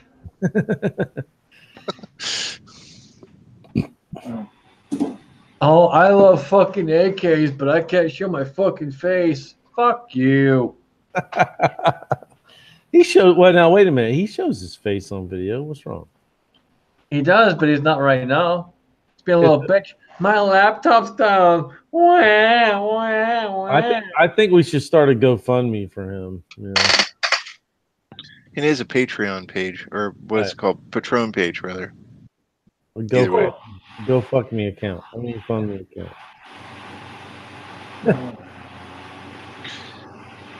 So that cart video that VR for TR, that cart video you did, Pops, that was awesome. That was freaking classic. That's classic Pops. I about peed myself watching that one. Funny, I made that exact same video, but at the end of it, I'm like, there you go, Robbie. And I'm like, fuck, it was supposed to be for TR. Oh, well, I guess that one's not going to go up. But I did the same fucking thing. I left it in the middle of the street. Like, you know, like the aisles that you pull, like you go up and down one and the other, try to find a parking spot. I left it in the middle of the fucking street. I thought about taking like 4 carts and put them all the way around the car. I'll be honest with you. Like some people don't get it, you know, and I mean, they get plot hurt. I mean, there's like 6 thumbs down in that video. I mean, do y'all really think I'm that big of an asshole? I mean, yeah. I mean, I get it, but I'm also like, I'm not. How was your first thumbs down, motherfucker? Hey, I appreciate that, but I mean, but the other 5 people, I'm like, Jesus Christ, there's so many sensitive people out there. I mean, if you know I'm a good guy, which I am, I'm a good dude. I'm just having fun. I mean, fuck it, let it go, you know, whatever. Life's too short, man. If people can't understand that all we do right here is fucking have fun, fuck you. Yeah, a lot of people on YouTube they can't take jokes. No, it's like they don't recognize comedy or humor at all. Or satire or anything. I had an excellent comment on my Ammo Mafia video. It actually came from someone in the Ammo Mafia. And it was pretty fucking hilarious. He was pretty pissed. Nah, that's not real pissed, but yeah, that's good. But it was kind of hilarious. I'm just kind of like, yeah, whatever, dude. Oh, that's right. Oh, the contest is over 15 minutes ago. That was the deadline. Thanks for the reminder. Yep. You're welcome. Who won? That I don't know. Fuck, we got to vote on it. I guess I don't know. Fucking vote on it. Fucking ticket bitches. Let's go. I'm pretty sure it wasn't me. I never made a video. I was busy fucking. Yeah, there'll be some secret backroom stuff. You guys will never know. You'll have to stay tuned. So, or he'll just tell us later. Yeah, Midas, you're right. People can't handle fucking sarcasm, dude. And sometimes they can't even recognize it. No, they That's can't. for damn That's it. sure. Like seriously, I got a lot of comments on that stupid video, and I'm just playing around, but seriously, I got a lot of dumbass comments on that video because people didn't realize I was just fucking with everybody. Well, I mean, like Coda Boy. I watch all of his videos. Love Coda Boy. I can't comment on any of his videos anymore because he is so big and he's got so many dumbasses watching his videos that they want to comment on my comment that is just clearly me screwing around. And they can't recognize sarcasm. They don't recognize when you're trying to make a joke. Everything you say is serious. It's gospel, and that's what you believe. They just don't get it. They don't. Hey, Robbie, really quick. I got a funny idea. Look to your hang on a second. Look to your left. Like 90 degrees to your left. No, too much. A little less. Now look down a little bit. Don't turn your shoulders. Right there. No, a little up. Little up. Oh, Oh, damn it! I missed it. I was gonna take a picture. You had you dropped out and then you came back, and your frozen thing was looking this way, and I wanted to try to get you looking at yourself. Brady Bunch. I got a mirror right there if you want to do it, but Nah, it's no fun that way. Fuck it. yeah. I was waiting for somebody to give me some crap about segregation on the carts. I missed that until I watched it again because the cart noise was so loud I could barely hear you. And then like I read some of the comments, I'm like, oh shit, I missed something. So then I tried to listen to it again. I held the phone up to my ear. It was pretty funny.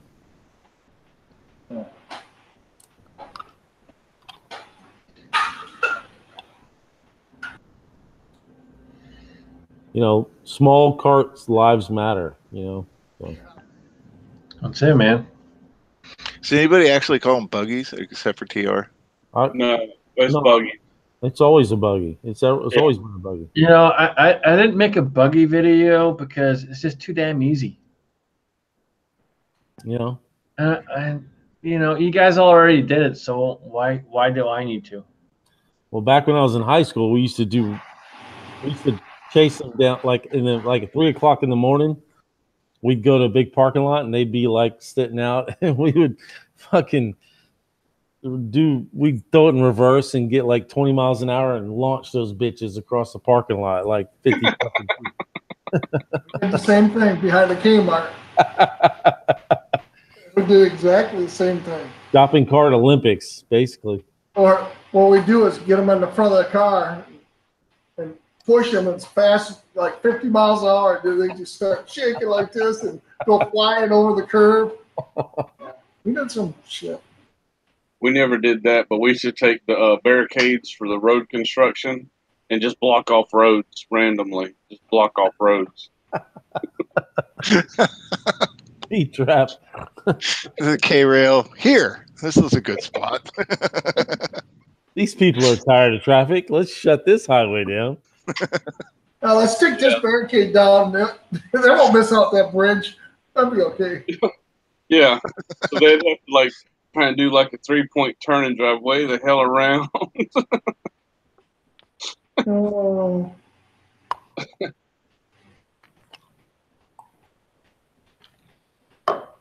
All right, what else? What else we need to talk about while we're still live here?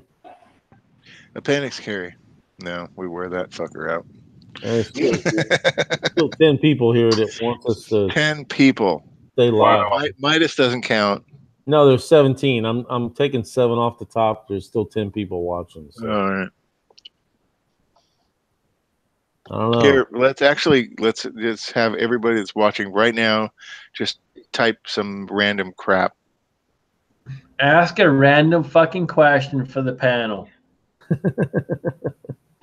Panel question time. Rock and roll. See, there's one guy that doesn't count, but it is accurately random crap. Well, I mean, no, Robbie, I've always gone to you, and every single time, dude, you follow instructions like a motherfucker. You're the man. Well, I mean, I do what I do and nothing more, right? Just like Midas. Exactly. Midas- You're damn Midas good at it too. Don't fucking worry about SoCal. Fuck SoCal. Whatever. You fucking count, dude. Not Damn, not Rich- a whole lot. Just this much. Just this much. The only reason I said minus doesn't count is because he should be in here, but he's Right. actually not. Because he's a farmer. He's not supposed to be out there. He's supposed to be in here. Right. Right. Rich is in the ass chat. in and quit blaming your fucking PC, your laptop, whatever the fuck it is. Get your ass in here. Quit being a bitch. You got a fucking cell phone. Get in here. Well, the way I look at it is if he's on something able to leave comments in a side chat, I mean, he's obviously he could get in, but I don't know. My Maybe, point. maybe it says Use your cell phone. Get your fucking ass in here. Quit being a little fucking bitch. maybe we Here's a should. question for you, Pops. All right, what's the question? Was you really pushing the truck and running after it? Yeah, it was my truck. Fuck yeah, I did that shit like 3 That was- times. That was Mrs. Scab Ugly. I was dead. I was fucking dead to the world after that. And then You look whipped. let me but tell you you did- something, man. At You the did end, awesome. most people didn't watch the end of that video. I pushed that fucking truck as far as I could, and it got stuck in the grass, and I just quit. And what's funny is the next day, my wife's going to a kettlebell class. I'm like, oh, let me check this shit out. And then I went there and I was like, well, what are y'all doing today? Oh, we're doing squats. And I fucking did squats. And I can barely stand up right now. I mean, my legs are like locked up. But yeah, The thing you don't know about Robbie's truck, and he's had this truck since what, 2005 or something. forever. It's old. It's an old ass truck. But what you don't know about the truck is it was actually manufactured out of all the leftover space shuttle parts. So it's like basically titanium and those really cool lightweight fucking ceramic blocks. The truck only weighs like 600 pounds. Well, yeah, the mean- rims are made out of beryllium, like ounces. Yeah, beryllium's actually really heavy. So Whatever. I know it sounded cool. Whatever. Fuck. Yeah, but I had the parking brake on. It's made out of Here's another unobtainium. one. it's Mrs. unobtainium Scab Ugly again. NASA projects that have expired. What vape juice do you use, SoCal? What? What vape juice do you use? I don't just use one, but I've been on. Where's the box? I think I have a box over here.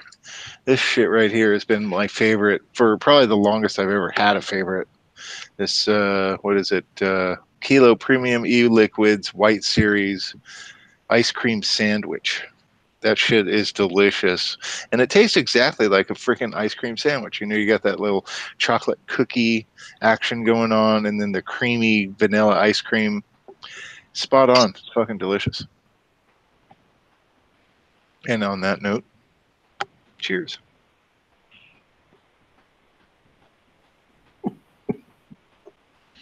And Minus has a question on there. Is that enough fucking reasons? Absolutely fucking not. You're a farmer. Get your motherfucking ass in here. Well, I would like to think that we're becoming a little more kinder and gentler. I mean, I know. that's just That was the kinder, more gentler version of me. And if you don't like it, kiss my ass. well. I mean, this is a farm chat, so I got a reputation up for it. Yeah. Uh-huh. Come on, Scotsman. Try to maintain a little bit of humility. Humility. Fuck you. You skinny little bitch. Well, since it's only because you have farm status, you can get away with whatever you want. So I might be a skinny little bitch, but I'm still in the fucking free state, motherfucker. Right, you're still a skinny little bitch. Oh, oh. I can move. still You'll fucking still love be you, a skinny asshole. little bitch. Yeah. all right, so the Mrs. Scab Ugly, the better half, obviously, of that family, wants to know what Scotsman is drinking. Horse piss. Oh, hold on. First off, I need to grab another beer since I'm out. So I'll be right Testicle. back and I'll let you know what I'm drinking. All It's, right, it's sheep testicle extract.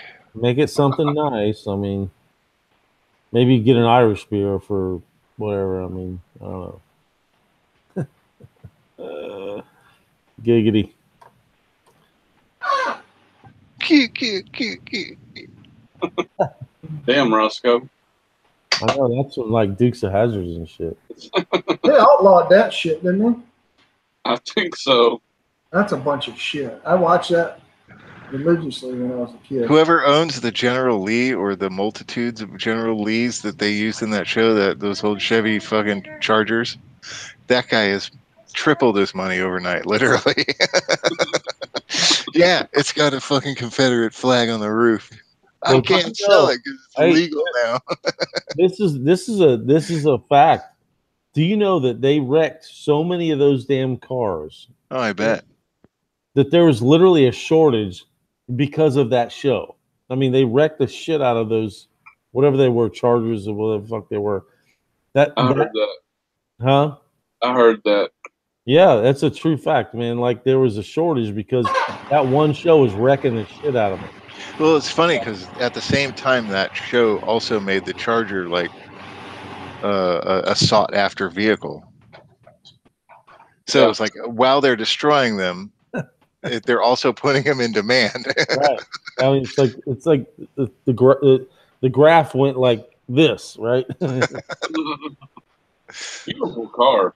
Beautiful lines. Gotta love that car. Yeah, I'd love to have like one of the original like set cars or something like that, you know.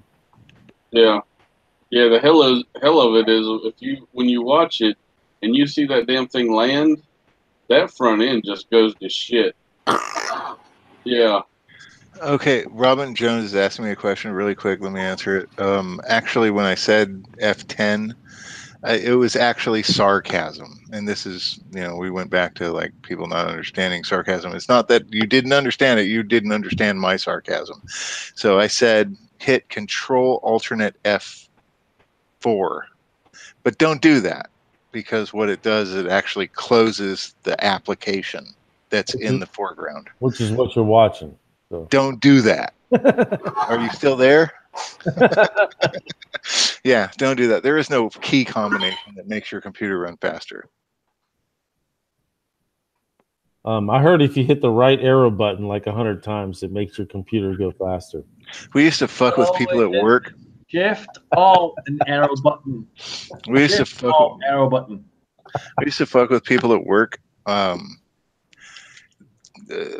Depending on the video card that you're using in the computer and the driver installed, you can. I would say 50% of computers are this way. But if you hit, I can't remember. Actually, it's been so long since I did it. But I think if you hold down Alternate or Control and then hit the left, right, or up, down arrow buttons, it will literally turn your screen in that direction. So, say for instance, you hit Control and then up. It will turn your screen upside down. No shit. I've done it many times to fuck with people during my career, and it's been absolutely hilarious. They will walk out, they'll go do what they're doing, they'll come back, and the computer will be flipped the other way, and they'll walk in and be like, "What the fuck?" Yeah, and you see like workers like trying to turn their monitors back the other way. It's like, no, man, the thing doesn't spin like that. They will sit there for 20 fucking minutes like, dude, what's going on? How do I fix this? And they'll hit all kinds of fucking buttons, and they'll call they'll try and call the helpline if there's a helpline, and they'll be like, dude, what's going on here? And the helpline has no fucking clue. My shit's upside down. Unfuck this immediately. Or the best thing is if you another thing we used to do was take a screenshot of somebody's desktop and then move all their shortcuts into a folder and stash it on their hard drive, and then make the screenshot of their original desktop their background. So they go to click on icons and it's like not working. Clicking on pictures. Fucking awesome, dude. It was awesome for us. Out there. And management would have no clue. They'd call management like, my screen's upside down. I don't know how to fix this. And management. What's up with Samuel Glasser? I don't know. He was saying some bullshit about letting them titties bounce or nothing. It's just a troll. I should have kicked him out altogether, but I just banned him for 300 seconds. All right. We It's can all move the fuck out. There's plenty of wrenches out there. Wrenches, do your job. I mean, Yeah. Trolls was Yeah. good. It's all good. Come on, Midas, do your fucking job, Mr. Overwatch. Yeah. Fucking Where the hell are you Overwatch. at on that one?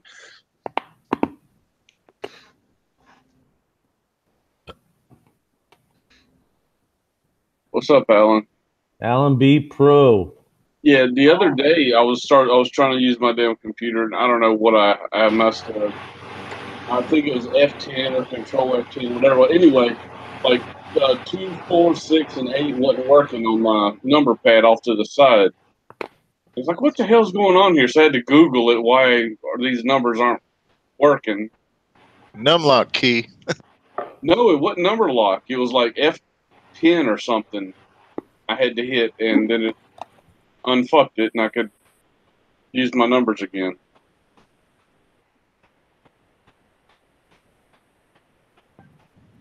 Yeah, I love fucking with people, their computers. It's so fun to mess with people. You know, the number one thing that I used to love to do with people, and it's stupid, but it was hilarious, was you click the frickin' thing where literally every time they clicked on something, it would talk to them. Yeah, turn on narration. Yeah, and every single time they'd click on something and speak to them and be like, dude, why is it talking to me? What the hell is going on? And no one could ever figure out what was going on. There's actually a way to disable left click in Windows. And we used to do that too. Where they try to click on something and all it would do is put up a pop-up menu. It's like, I can't launch any programs.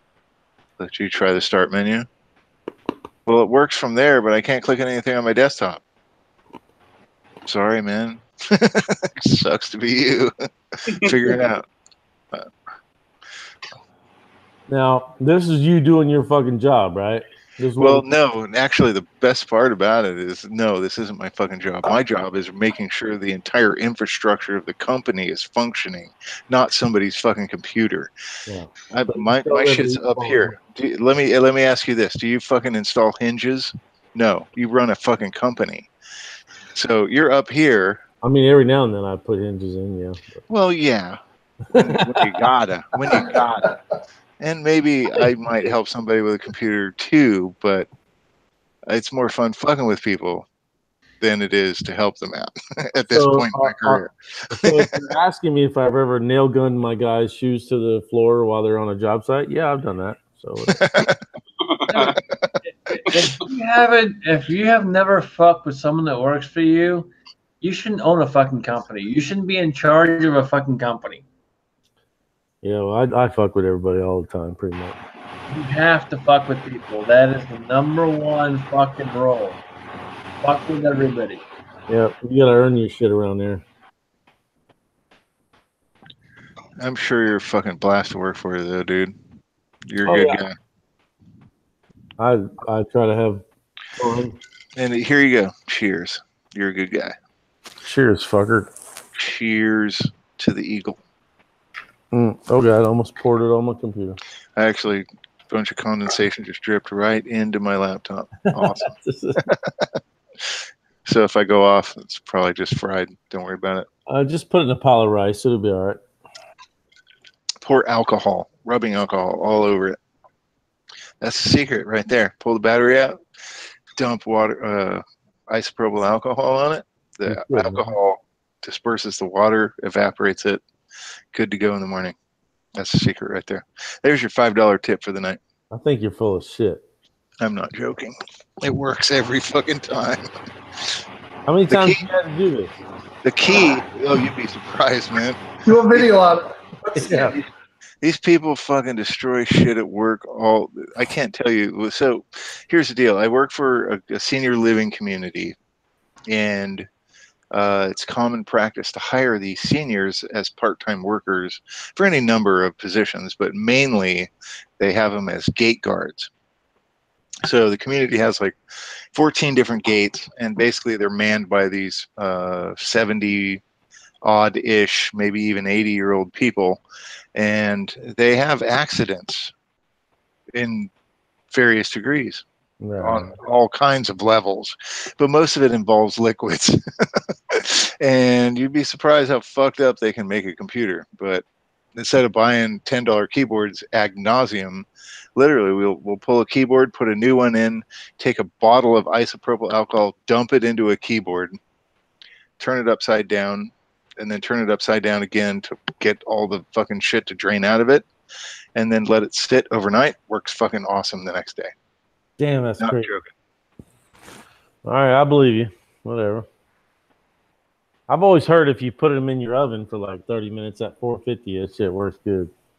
Yeah, they're just hard to type on because all the T's are a little sticky and really flat. They all kind of work together. Oh, well. I'll try that, though. There's that. All right. It's 12:30. Should we blow this taco stand? That's 3 hours. 3 hours. This is like an hour over. I know. Like Rich would never have this on his Hey, show. we never had 1911 degrees, so they earned this. I think we're done though. I think we've gone well beyond. I know I've been talking ridiculous bullshit for at least an hour and a half. I think I'd be happy to move on. Yeah. Yeah, it's time to blow this chicken stand. At least at this point, I'm like just being embarrassing. Well, Mossy Nuts here. He's got the call, so he can shut us down. So he's sleeping. No. No, wait. No, he's alive. I'm just gonna do an outro for everybody. All right. Is that cool? Wrap it up for us. I trust you with it. All right. Cheers. Well, that's cool. All right. Well, all you let's see. How many people we got? 4.